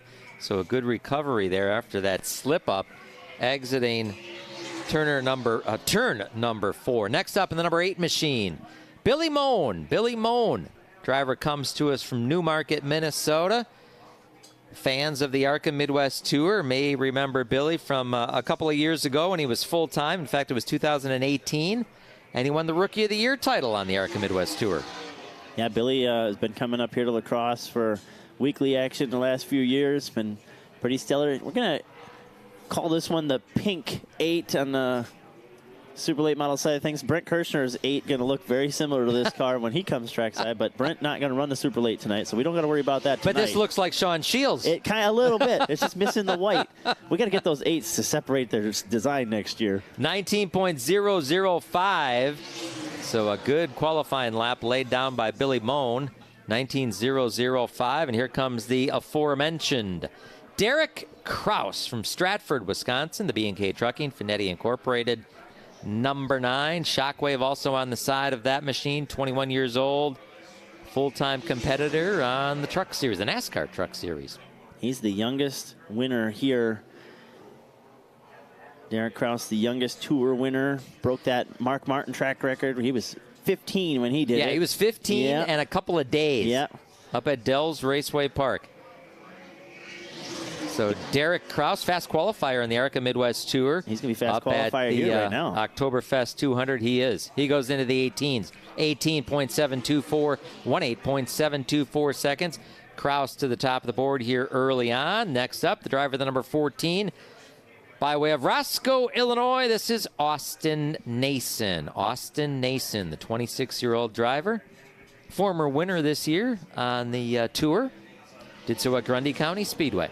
Yeah, and he had a big weekend last weekend. He won Jody Deary Invitational, that super late model race at Rockford, and then he backed it up with a 188-lap pretty much a clinic in that Big 8 race. I mentioned it was a marathon race for everybody second on back. Well, for Austin Nason, he just was kind of out on a Sunday afternoon drive. And that, of course, it was big win because it's his home track. And it's a second in a row to get an eagle down there. Austin Nason will be second on the board, 18.853, 18.853. Austin Nason goes P2. Next up, the aforementioned number 15 of Dean Lapointe. Dean Lapointe in that 15 machine. 31 years racing behind the wheel. Can't keep the streak alive if you don't get behind the wheel, so he had to get that car out here this weekend. Edwards Construction, Chips Hamburgers, B&B Paving sponsored number 15 for Dean Lapointe. 19.397, 19.397 on lap number 1. Dean used to be a regular on that NASCAR Elite Touring Series and the Arco Challenge Series back in the 90s. He's going to stay slotted in fourth quick. He goes quicker on lap number 2. Goes to 19.049, 19.049. So quicker on lap number 2, but still fourth quick. And here's the guy we talked about a little bit earlier, Matt. He was the big winner up at Dells Raceway Park. He put a whooping on him. Yeah, he did. This is Gabe Summers. And they Gabe tested Summers. A couple Saturdays ago here. Didn't take any laps yesterday in the 15. I was really surprised by that. They had the car sitting out there, and they didn't take any laps in it because they had tested here a couple weeks ago and said, yeah, it's about as good as it was at the Dells. So, and it was a pretty good first lap. 18.928, 18.928 on lap number 1. That DeKalb Seed, Rowdy Energy sponsored 15. Can he go to the top of the board? He does not. Ooh. Whoa. 18.747, 18.747, second quick for Gabe Summers. That really looked like a good second lap, but he washed up the hill a little bit over there in 3 and 4, and he hit that bump. We'll talk about that a little bit more, that transition bump over in turn 4. You're going to see that a lot when cars get side by side and how that comes into play here. Nick Panitsky, we talked about him, that Mountain Dew sponsored. Number 22, Lakeville, Minnesota driver, 32 years of age. Nick Panitsky on lap number 1 will go 19.098, 19.098. Sixth quick of the 7 drivers that have gone out. Talked about him turning his attention towards dirt racing, also keeping tabs on his son, who's doing some racing. Yeah. BMRE electric kart JJ sponsor. represented right there. Nick Panitsky goes third, 18.794. Stormy's up next. Jeff Storm in the 25. Of course, the nation fell in love with this guy this last winter when he was sitting on pit road and he made his first snowball derby. Yeah, Stormy's in a qualifying session that went right down to the wire. last car. Yep. Stormy's a great guy to be around. He's fun all weekend long, so especially if he runs well up here this weekend. Stormy is as good a guy as you're going to find in that pit area. The driver from East Troy, Wisconsin, 54 years old. He's got a couple of Mid-American Stock Car Series championships under his belt. He's off of corner number 4, making his second qualifying lap. Jeff will slot in 5th quick, 18.932, 18.932 for Stormy. Again, this is the Knights qualifying session. Next up from Bloomington, Minnesota, this is Dean Cornelius. Dean Cornelius in the number 26 machine, CVF, Refinisher Supply, Stop Tech Brakes, Chevrolet. Cornelius on lap number 1 will be 19.256, 19.256. We don't see very many yellow race cars. We don't. It just dawned on me. But Mark Lamoureux, and he's just stuck on yellow. He's had yellow for years, and so that's the owner of this machine. He started the year behind the wheel of this, and then Dean got back to it. Good to see Dean on pavement, back behind the wheel. He took some time off. Took a lot of time off, actually. Took quite a bit of time off. Yeah, he's 6th quick. 18.989 is Dean Cornelius, and now we turn our attention to the number 28 machine. A new machine. number for him. If you didn't know, how can that be? If you weren't here this weekend and you didn't know this machine, you'd be sitting here scratching your head. Who is this? Is that Dave Finney? Who is that? No. That's Andrew Morrissey behind the wheel of this brand new 28 machine. Normally campaigns the number 39, yeah, Andrew Tour Morrissey. champion. Yeah, former Oktoberfest champion. He is, yeah. 5th quick. on lap number 1 in this 28 machine. 18.916 was the time there. Nice and straight off of corner number 4 to the checkered flag. Morrissey will go second quick. Tied Derek Kraus. Wow. 18.724, 18.724. So the tiebreaker goes to the first car that hit it. And Derek Kraus right now going to be your quick qualifier still. But that's a really good lap for Andrew Morrissey. They got to feel good about that. That's first weekend on it. Corey Jankowski up on track right now in the number 31 machine. Corey Jankowski from Toma. And that Habelman Brothers Company Cranberries Chevrolet number 31. We've seen his brother Harley in the Midwest Tour this year. Yep, top rookie competitor. Yep. Harley not in action tonight. He will be in action on Sunday. Corey has a couple of area sportsman Friday night fight wins under his belt at Oktoberfest. He's going to be 10th quick, 19.275, 19.275 seconds. Corey Jankowski. And hold on to your hats. Yeah. Here comes the guy who was fastest in NASCAR late model qualifying by quite a bit. He now hops into his super late model machine. He's a 4-time winner here at Fest in the headline event. This is Dan Fredrickson. And he was second in super late model practice behind Dalton Zier. One of the only cars to get down into that 18-second mark for practice, and he's already there on lap 1. 5th quick at an 18.808, 18.808 fifth quick for Fredrickson. So let's see if he can get down there. He's got to beat that 724 that Kraus and Morrissey has. That didn't look good. We got it, though. Did he? Yes, he did. 18.716. He's a little wide off of 4, and I didn't feel good about it. He put more room between them there. He maybe left a 5 out there. An 18.716, so Fredrickson will go to the top of the board. Next up on track, a driver we've seen more of this year on the ARCA Midwest Tour. Great to have him aboard, even if it was on a part-time basis. From Wausau, this is Jeremy Lepak. Jeremy Lepak in the Soper Company's R&J Auto, 23-hour towing, GFI Environmental number 40. Brand new Toby car here. In 2022, they've got this new car and said, if we're getting a new car, we ought to get out and tour a little bit. So we might as well race it, is what he said, yeah. He said we can't learn it if it's sitting on jack stands. So it's great to see Jeremy Lepak back in somewhat of a regular role on behind the wheel as well. 10th quick for Jeremy, a 19.043, 19.043. And the other 40 machine, the alltrucksusa.com entry of Kurt Tillman. Kurt Tillman in the 40. Kurt Tillman, a regular on the ARCA Midwest Tour. You see him on a lot of our Midwest Tour broadcasts. The veteran driver out of Rockford, Illinois. I saw him in his lawn chair earlier today. He was looking pretty comfortable at Oktoberfest race weekend already, so...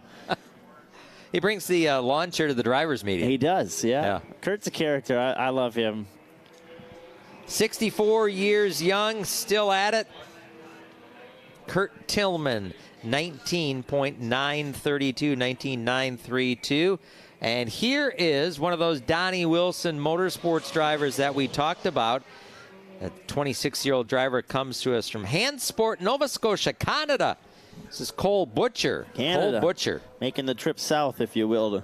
Really, he made the trip north because he's kind of stationed from down south right now this year. Oxford 250 winner this year. This car could be a contender here this weekend as well. Do we have to play the Canadian national anthem now? If he sets quick time or wins, I think we almost have to, yeah. Cole Butcher, 12th quick on lap number 1. 19.165, 19.165. Getting his first look, well, he practiced yesterday, his first look of competition here at the Lacrosse Fairgrounds Speedway, and Cole will go up into the 7th position on lap number 2, 18.927, 18.927, so 7th quick for Butcher. And, you know, they haven't raced there in a number of years now, but Donnie Wilson's got a big notebook of Birmingham International Raceway, and that's a lot similar to this place. I bet they get that 24 and 53 dialed in just fine. And the Legends Direct, Barbara's Finger Lickin' Chicken, number 64 from Cedar Rapids, Iowa. Behind the wheel, it's Griffin McGrath. Griffin McGrath in the 64 machine. 14th quick on lap number 1, 19.329, 19.329. Former full-time competitor on the ARCA Midwest Tour. We saw him at the Milwaukee Mile. Came home with a 3rd place finish. That's a pretty good pickup for him. I've been a little surprised by their lack of speed here this weekend, being that his home track is Hawkeye Downs, and it's almost a carbon copy of this place. He was really, really good there last year when we were there. So a little bit more work to do on that 64 machine, but they're going to plot themselves 7th right now. In the number 71 machine from Wisconsin Rapids, the Jolly Good Soda TTI Trucking sponsored 71. This is Mark Eswine. Eswine in the 71. That Ford off of turn number 4 to see the white flag. Mark Eswine, just one of those staples from central Wisconsin. Yeah, if you're a Marshfield or a Plover regular, you definitely know the 71 machine. I think he's a 10-time track champion over there. It's just... he's had an amazing career at Plover on Golden Sand Speedway on Friday nights. 15th quick on lap number 1. He'll bump it up to 12th quick on lap number 2 at 19.041, 19.041. Eswine 12th quick. Next up, we saw him in the NASCAR late models. Here he is in the super late models. It's Jacob Gady. You know, Jacob super late models Gady. not that bad. It's not... He was up there, trying to find him on the sheet right now. He was up there inside the top 10 for practice, so we'll see if Gady can back up his efforts. Lap number 1, 12th quick, 19.022. Dan Fredrickson is quick at an 18.716. So the Minnesota driver trying to track down fellow Minnesotan Jacob Gady. Lap number 2. Really good second lap. Goes second quick. 18.721. So Fredrickson has a 7.16. Gady a 7.21. They go 1-2 here in qualifying. Gady was wreckers or checkers when he got on the gas over there off of 4. That thing was sliding the whole way, but he made her work. Great to see him back behind the wheel of the number 75 machine. Unofficially, I think just for the 2nd time this year. This is Chris Weinkauf. Chris Weinkauf, the Breber Music. Weir's Machine, number 75. He normally is the crew chief for Levon Vandergeist. Every once in a while, he gets to hop back behind the wheel of a race car, and Oktoberfest is one of those occasions. And he spent a couple of Thursdays behind the wheel at State Park Speedway this year as well. Was actually in contention for that championship. Finished second quick on lap number 1 here, 18.718. So now that's very good. Listen to the top 5 here, Matt. Fredrickson, it's Fredrickson, Chris Weinkauf, Jacob Gady, Derek Kraus, and Andrew Morrissey. It sounds Listen like to a these tour times. race. An 18.716, a 7.18, a 7.21, and 2 drivers at a 7.24. The top 5 are separated by 8 1,000ths of a second. And that touches on that competition level we talked about in super late models here in the Midwest. And you bring the best of the best, and the champions from the area come together, and it's things get really, really tight, and we're not done yet. There's some big cars yet to go. Travis Volm in the 76 machine. He'll be 17th quick, 19.258, 19.258. This is Chris Weinkauf's brother, Jason Weinkauf. Jason also helps out Levon Vandergeist. He's the tire guy for Levon. He's also helping out his son, who's doing some racing in the Bandolero division here this year. Yeah, the Weinkaufs are a busy group.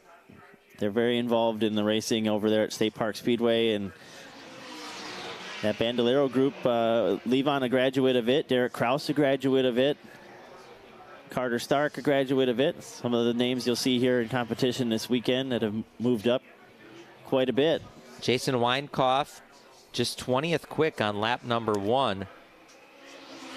Car didn't really look settled coming off at turn number 4. 12th quick, so he bumped it up on lap number 2 to 12th quick, 18.963.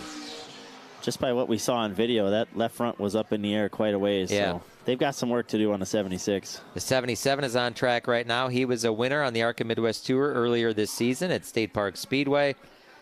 From Minnesota, Hampton, Minnesota to be specific, this is Jonathan Island. Jonathan Island in the 77. Jonathan always runs really good here on these flat, sweeping tracks. Lacrosse and Hawkeye, Milwaukee. He's been very good at those places. 2012 ARCA Midwest Tour champion.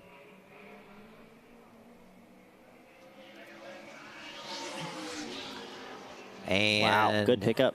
But still, yeah, only sixth. Sixth quick, 18.741, 18.741, sixth quick for Jonathan Island. Qualifying rolls on and almost complete. Next driver up to qualify in the 87 is Colin Reffner. Colin Reffner from Custer, Wisconsin. The DeBoer Transportation Best Excavating Chevrolet number 87. Third generation yes. Reffner.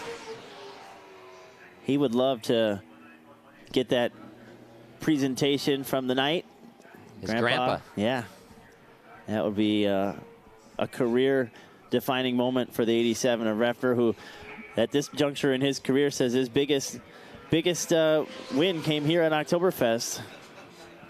And he will improve on lap number 2 up to 11th quick. Colin Reffner goes 11th at 18.914. It looks like the second to last qualifier, the penultimate qualifier, if you will. 2 very fast cars to go. This is the 91 machine. He needs no introduction, but I'll give it to you anyway. Ty Majeski from Seymour, Wisconsin. Majeski in the iRacing, Incredible Bank, Compass Insurance, Ken Sports, number 91. So he ran an 18.854 on lap number 1. That's the second fastest first lap we've seen so far. Fredrickson backed his qualifying effort, backed his practice effort up with a 7.16. Track record is a 5.74, and he just said it! A new track record for super late models here from Ty Majeski. Wow. 18.526. He just broke his track record, which was an 18.574. So top that, Dan Fredrickson, says Ty Majeski. Now, the last car to qualify was the fastest car in practice, and they were really good yesterday. They only practiced once. Gildan Activewear, First Business Bank, American Apparel, Comfort Colors, sponsoring the 119 of Dalton Zier. Dalton Zier, Verona, Wisconsin. His order just got a little bit taller. Yes, it did. Checkered flag in the air for the 119. Oh! Another new track record. 18.4980. Wow. My. The WIR champion says, hold on, we're not done yet. 18.490. Look at that Gildan group. Look how pumped up they are. John Beal and the gang. Oh, my goodness. Dalton Zier laid down a lap, and 18.498. We were talking about all the sevens, the 18.7s that were run. Yeah. Fredrickson and Chris Weinkoff and Jacob Gady, Derek Krause, Andrew Morrissey. Those guys had to feel good. They were atop the board until Ty Majeski comes out and goes a 5.26, and Dalton Zier comes out and goes a 4.98. Are you kidding me? Unbelievable. Save the best for last, if you will. The luck of the draw brought us Ty Majeski and Dalton Zier, 2 of the best super late model drivers in the country, and they did not disappoint. Wow. So a couple of former champions on the ARCA Midwest Tour. Show you how it's done here in qualifying, late in qualifying for the Knights race. Dalton Zier climbing out of that 119. He's got to be pumped. We saw the crew is pumped indeed. So Dalton Zier, wow, what a lap. New track qualifying record. Fastest of the 25 drivers who were eligible for the Knights feature coming up later on tonight. Yeah, let's run through your top 10 there real quick. Dalton Zier, Ty Majeski, Dan Fredrickson, Chris Weinkoff, and Jacob Gady will be your top 5. Then it's Derek Krause, Andrew Morrissey, Jonathan Island, Gabe Summers, and Nick Panitsky, your top 10. And all 10 of those guys, 18.7 or faster. Yeah, that is crazy. Unbelievable.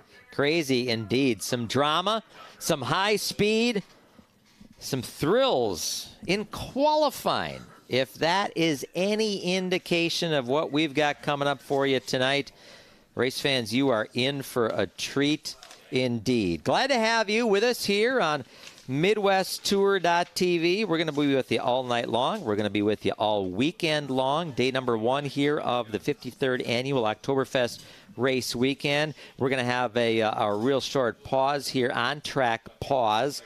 We are switching from the 5/8 mile to the quarter-mile divisions. Quarter-mile qualifying is up next for the Hornets, and there was a slew of them. Yeah, they're in the upper pit area. You can see them starting to stage down on the 5/8 mile track here out our window, and they're on the upper pit area, if you will. And outside the racetrack. Yes. There's so many cars here this weekend. We've also got the 6 shooters and street stacks, going to combine them into one division. We've also got qualifying for them coming up on the quarter mile. So we're kind of shuffling things up here at the Lacrosse Fairgrounds Speedway. The same quarter mile that was the staging area and the qualifying line for the super late models is now going to be turned into the racetrack. So bear with us here just 1 minute while we get things ready to go qualifying on the quarter mile. So far, so good, eh? So far, so good. We're off to a good start. Oktoberfest race weekend. Sun is still shining. It is. Fans are starting to pile in here, so if you're... Well, the fans have been here. Yeah, some They're of them. I mean, since Monday. Coming into the track now. Right. Yeah, 1,800. Yes, I said 1,000. Reserve spots. 1,800 camping spots. Reserve spots. They got Freeville out there, which is... I don't know how many people are crammed into that section, but... And they all have... Well, almost all of them have a campfire. Yeah.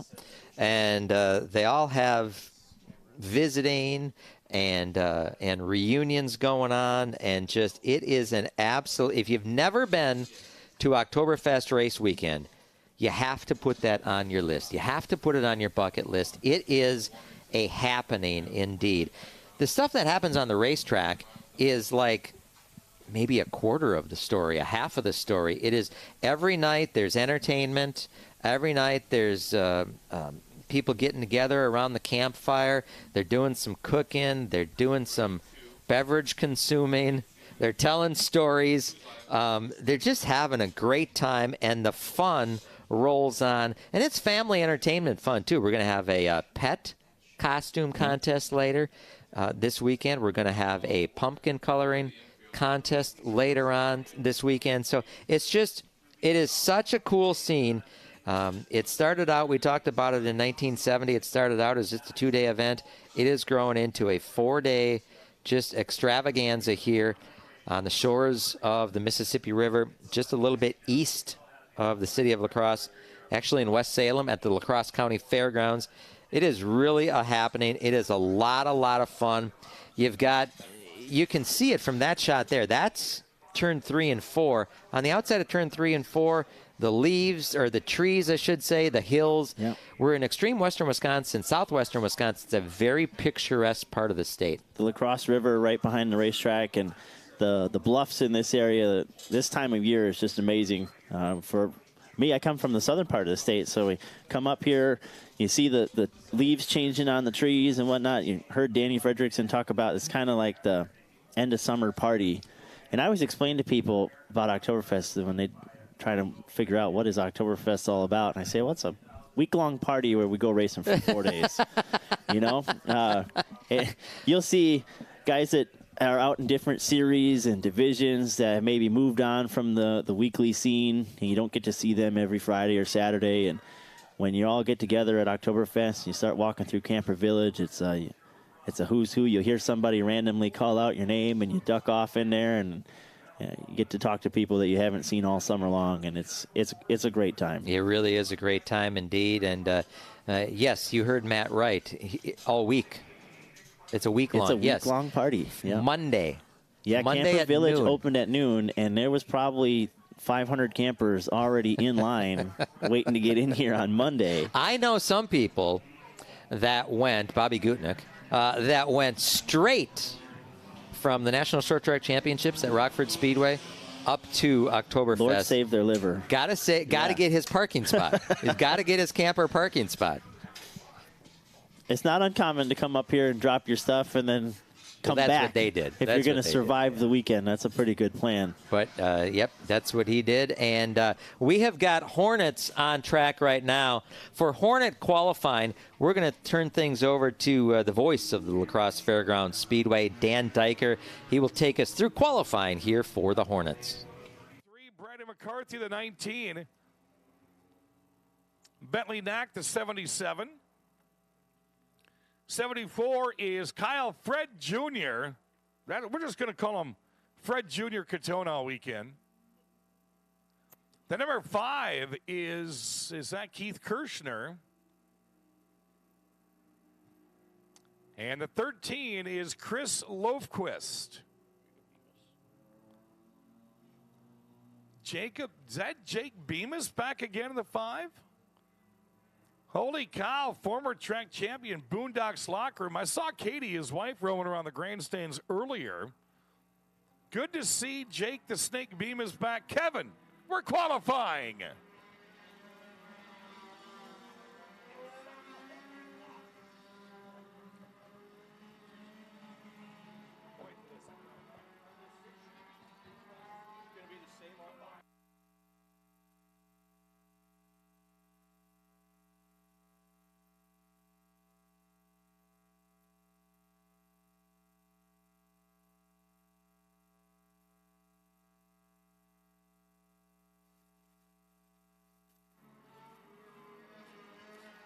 Kevin, I want to say this is the first time that you've seen the Hornets here at Lacrosse on the new asphalt. What do you think so far? I really like it. It's a nice addition that they did over the offseason when they announced it, I think, back in December. Turn four, Hunter Sarver.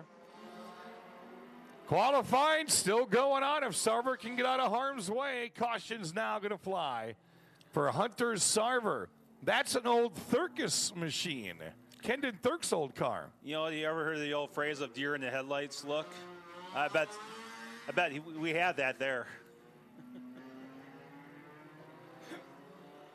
Brandon McCarthy, that's his new 19.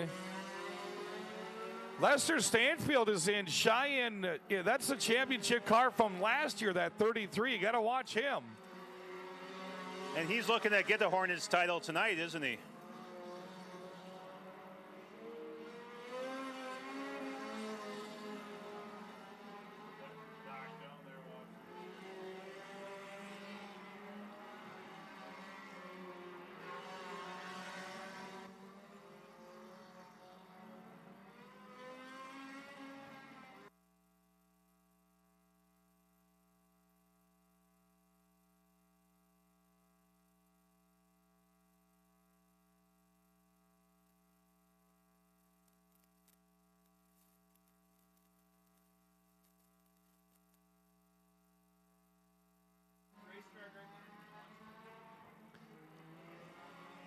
Hornet drivers with a couple of laps left in group qualifying, and right now it's Lester Stanfield, Michael Walks Jr., Joey Johnson, Dan Linehan, and Chuck Lofquist, your top 5.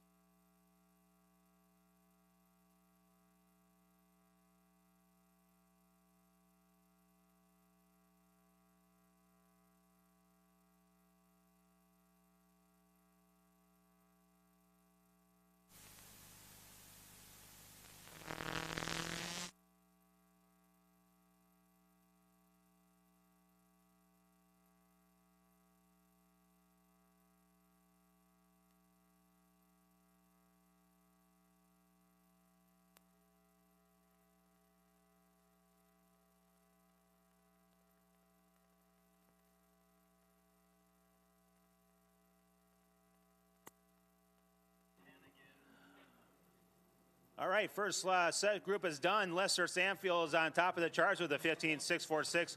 Michael Walks Jr. with a 15.884. Joseph Johnson the third with a 16.175. Dan Linehan is fourth with a 16.293. Chris Lofquist is fifth with a 16.53. Brandon McCarthy, Jacob Bemis, Kyle Catone, and Hunter Sarver and Bentley Kanak are your top 10. Knack. Next out, Leicester 77. Rob Stanfield going to lead him around. How about Hortzman? Remember that racing name, race fans? 75, Carter Hortzman, what a feature this year. Former track champion Chris Thunderberg in the 25. Jimmy Bjorkman is back in the 28. That is a flashback to what his father's car used to look like. Jake Chalmers in his original 44.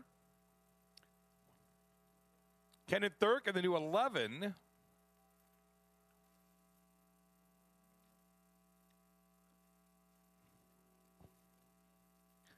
Matt Carpenter in the green and black 4C.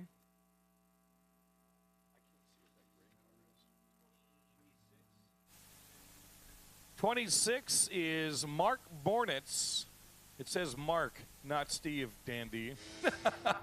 Mark Bornitz of the 26 car coming to turn 4. And we're green for qualifying.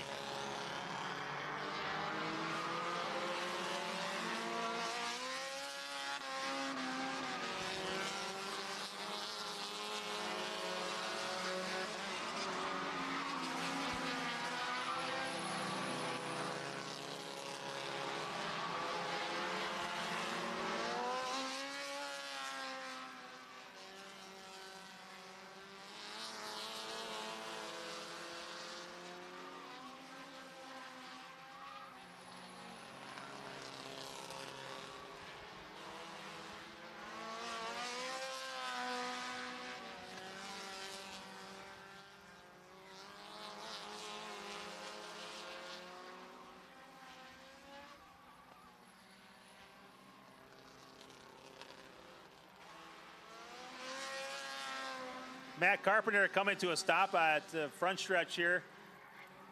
Out of the way, though, so you're not going to wave the caution and keep the cars going.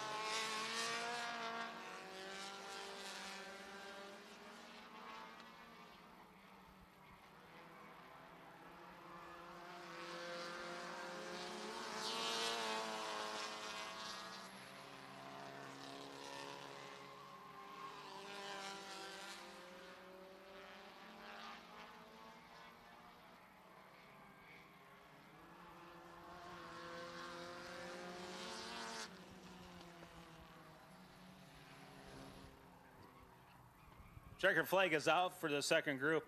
How about this? Another new track record. Lester Stanfield with a 15.646.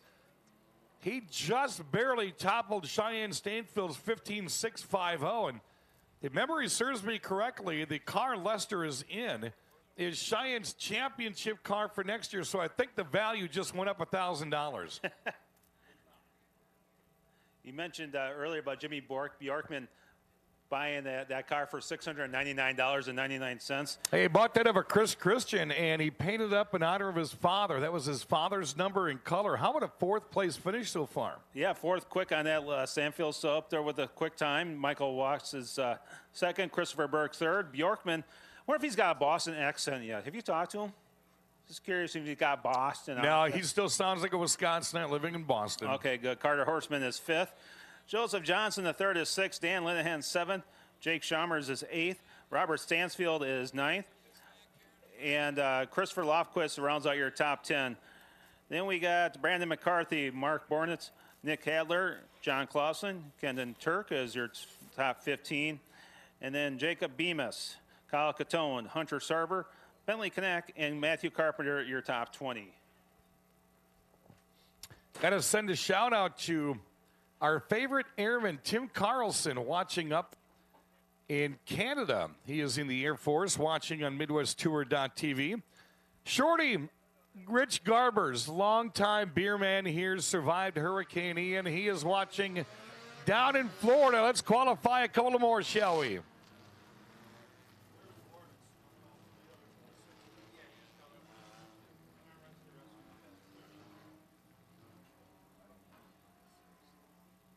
Try to find out who that 36 is. Ben Thurk is in the 12. Sean Breeze, the 11.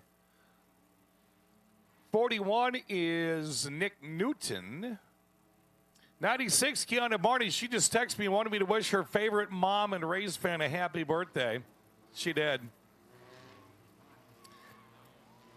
24, one of our regulars is Mr. Iverson. Jaden Schock is in the 10. Last year's track champion, look at that pretty number 41 heading into turn number 1. That's nice. Justin Shalinsky in the 14. That guy has won like 12 track championships over the past 2 years, all over the state of Minnesota. Mark Bornitz in the 26. 48 is Joe Halverson out of Princeton Speedway.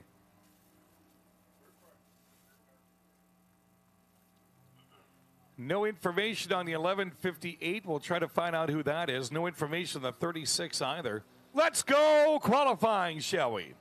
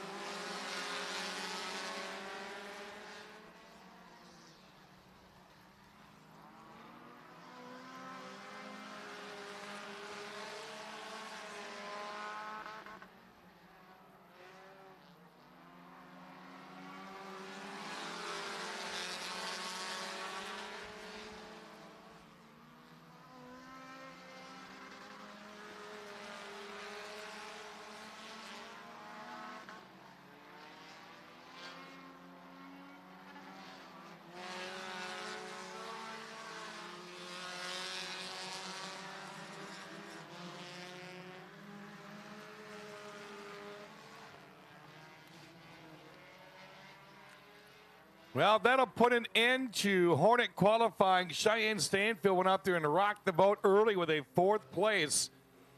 All the way to 2nd, but is not going to get her track record back as Lester Stanfield unofficially has a 15.646. Cheyenne Stanfield 15.779. Michael Walks Jr., Chris Thunderberg, Jimmy Bjorkman, your top 5 as we get ready for street stock 6-cylinder qualifying. So street stock qualifying is up next here at Oktoberfest at Lacrosse Fairgrounds Speedway. This is a free live look-in, and I hope you're enjoying it. If you want to catch all the action for the rest of the night, though, you're going to have to head over to MidwestTour.tv. MidwestTour.tv. We're giving you a free look-in here during qualifying. There's one more division of qualifying left remaining. It's the street stock division. Then we're going to take a pause for opening ceremonies. Then when we come back racing at 6 o'clock, in order to see the racing, you're going to have a subscription. You're going to have to tune in to MidwestTour.tv. That's Midwest Tour, all one word, MidwestTour.tv. Go to MidwestTour.tv. Do it now. Get yourself signed in. So at 6 o'clock when we come back with racing action, and we've got a lot on tap tonight. We've got the super late models in the form of the Knights. We've got a super late model feature in the form of the Futures. We've got the Lacrosse NASCAR late models. We've got a lot of great things going on track tonight. We're going to come back at 6 o'clock. Just one more qualifying session on this live look-in. So if you want to catch all the action, again, we're going to turn off the live look-in. You're going to have to go to MidwestTour.tv. Qualifying resumes for the street stocks. Once again, we'll turn it back over to Dan Diker. 2002 Pontiac Grand Am out of Lacrosse. And Billy Doc Niles, his time is? It didn't pop up. 18.499. That's the mark to beat. All right, next out in the 4AM 2005 Chevy here. John Hebner's old car. That's championship pedigree right there. So he's got himself a good car. Swings are a little wide coming off a 4. 17.302. There's a new mark to beat. Next out, the number 3, 2005 Pontiac out of Toma. This is Zachary Swervin Morgan. Zach Swervin Morgan did a lot of swerving at the Toma Sparta Speedway this year. Swervin slides her off a turn 4.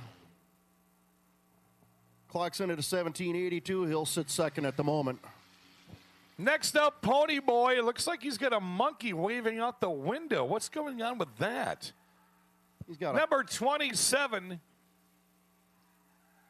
pony, a monkey. You got to look at this here. Pony Boy.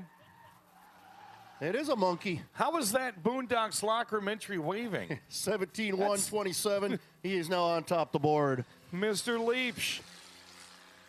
Next up, the 27. Grand Prix coming out of Marshfield, Pittsfield, Wisconsin's Tim Anderson. Tim Anderson kicking up some dust off of turn 2.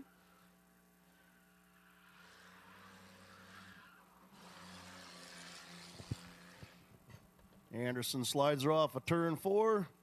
Clocks in at a 17.464. He will currently sit first. Next out, multi-time 6-cylinder champion, the Toma Sparta Speedway. Out of Kendall, Wisconsin, in his 2005 Chevy Malibu, the Mouse, Matt Moore, the master of the Malibus. Multi-time champion between here and Toma.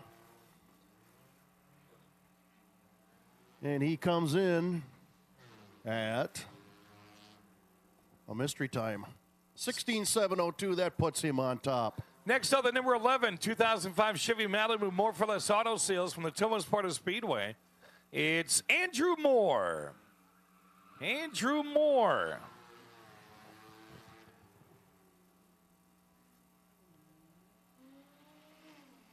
Andrew Moore's time. 17.263. He will place third at the moment. Next up, the number 94, 2002 Acura, coming of Osseo, Wisconsin. This is Steve Brazda. Steve Brazda. Brazda regular here at Lacrosse on Saturday nights. That nice looking number 94 there. 17.403. Brazda currently 5th. Down below the number 36, 2005 red, white, and blue Chevy Malibu out of Toma, the Toma Sparta Speedway. It's Chuck Muller. Chuck Muller, the 2022 track champion over at Toma. That beautiful red, white, and blue paint job for Muller. 17.337. He is currently 5th. Next up, the 2020 and 22 High School Racing Association state champion, 2022 Lacrosse Speedway High School track champion, and the 2022 Dells High School state champ, Onalaska's Ashton Toon Kinsey. Look at him. Toon hanging out his shingle there, coming through 3 and 4. Kid doing a great job claiming his second track championship this year, a 17.252 for Toon. He sits currently 3rd. Next up, the number 84 Saturn Aura Gotwood Tree Service Top Pack Defense entry from DeForest, Wisconsin, Steve Miller. He won the first 6-shooter race held at the Lacrosse Speedway in 2021. He won its Tomer and Slinger. He's a Dane County Sheriff's motorcycle cop. It's cool to talk to him. A 16.512 right to the top of the board. Next up, the number 95 Smith Contracting got you covered upholstery Lacrosse Speedway Grand Prix out of Hickston, Wisconsin, Charlie Thompson. Usually right there, his mom screams somewhere from the grandstands. Whoa, he's got that thing cranked. Tires wanted to go one way, car wanted to go another way. 17.584 for Charlie. He's right now sitting 10th. CW Recovery Department of Corruption, number 21M. That is Matthew Miller. Department of Corruption. You'll be seeing that going through the campgrounds. You don't want to end up in the back of that thing after a good Friday night. He was out corrupting last night, as a matter of fact. That Bloody Mary mix he's got is great, too. Matt Miller brings the Department of Corruption across at an 18.466. Does not make the top 10. Next up, the number 28 in his first year of racing out of Sparta. It's a Chevy Malibu, Alex Luth. Alex, first time here at the Lacrosse Speedway, learning the ropes. Too quiet. You got to punch a couple of holes in that muffler. 21.91, not cracking the top 10. Next out, Charlie Thompson's dad, the white and red Grand Prix out of Hickston, Wisconsin. What a feature here this year in Billy Doc Niles. He never loses a smile. This is Pete Thompson.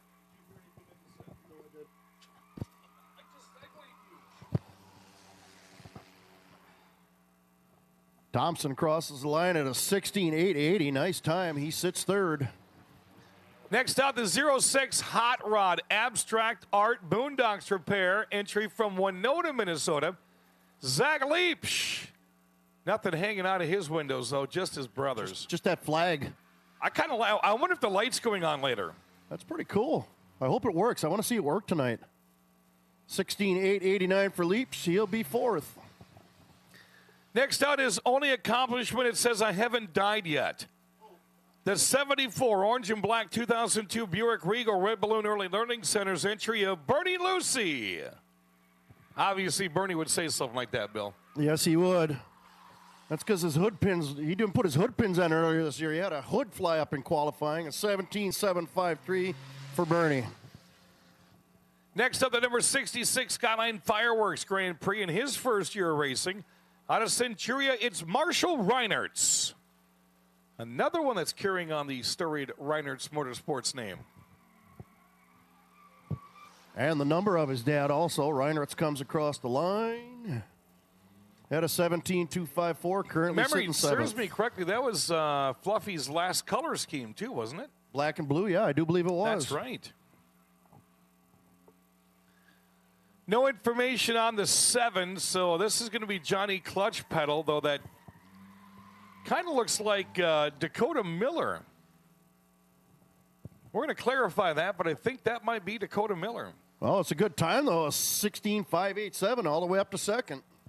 Next out is the number 14 Chrysler 300Ds Inc. J-No Collectibles entry from Lacrosse. John Hebner, track champion here at Lacrosse this year. What a nice looking car.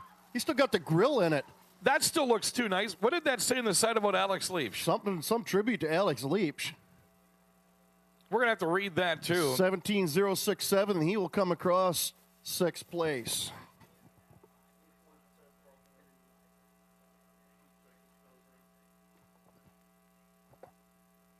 So your unofficial quick time qualifier is Steve Mueller out of DeForest, Wisconsin. He's ran about 5 different racetracks.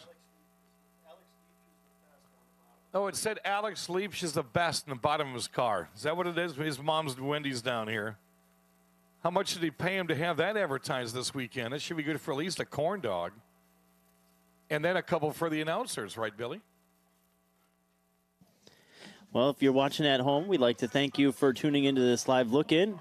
You have to catch all of the action on MidwestTour.tv. You're going to get all 4 days of racing action here with us at Oktoberfest Race Weekend. So, again, if you're looking in on that live look-in, thank you for tuning in. But you have to subscribe to MidwestTour.tv to catch all the rest of tonight's racing action and the rest of the action this weekend. We'll get back live with you for opening ceremonies at 5:45 here this evening. Again, thank you so much for tuning in during that live look-in. Subscribe. Don't miss a single lap of the action. 17 divisions, over 600 laps of feature action. MidwestTour.tv. Some funny guy captured me standing there. Like my moment of attention there. I don't know who you're talking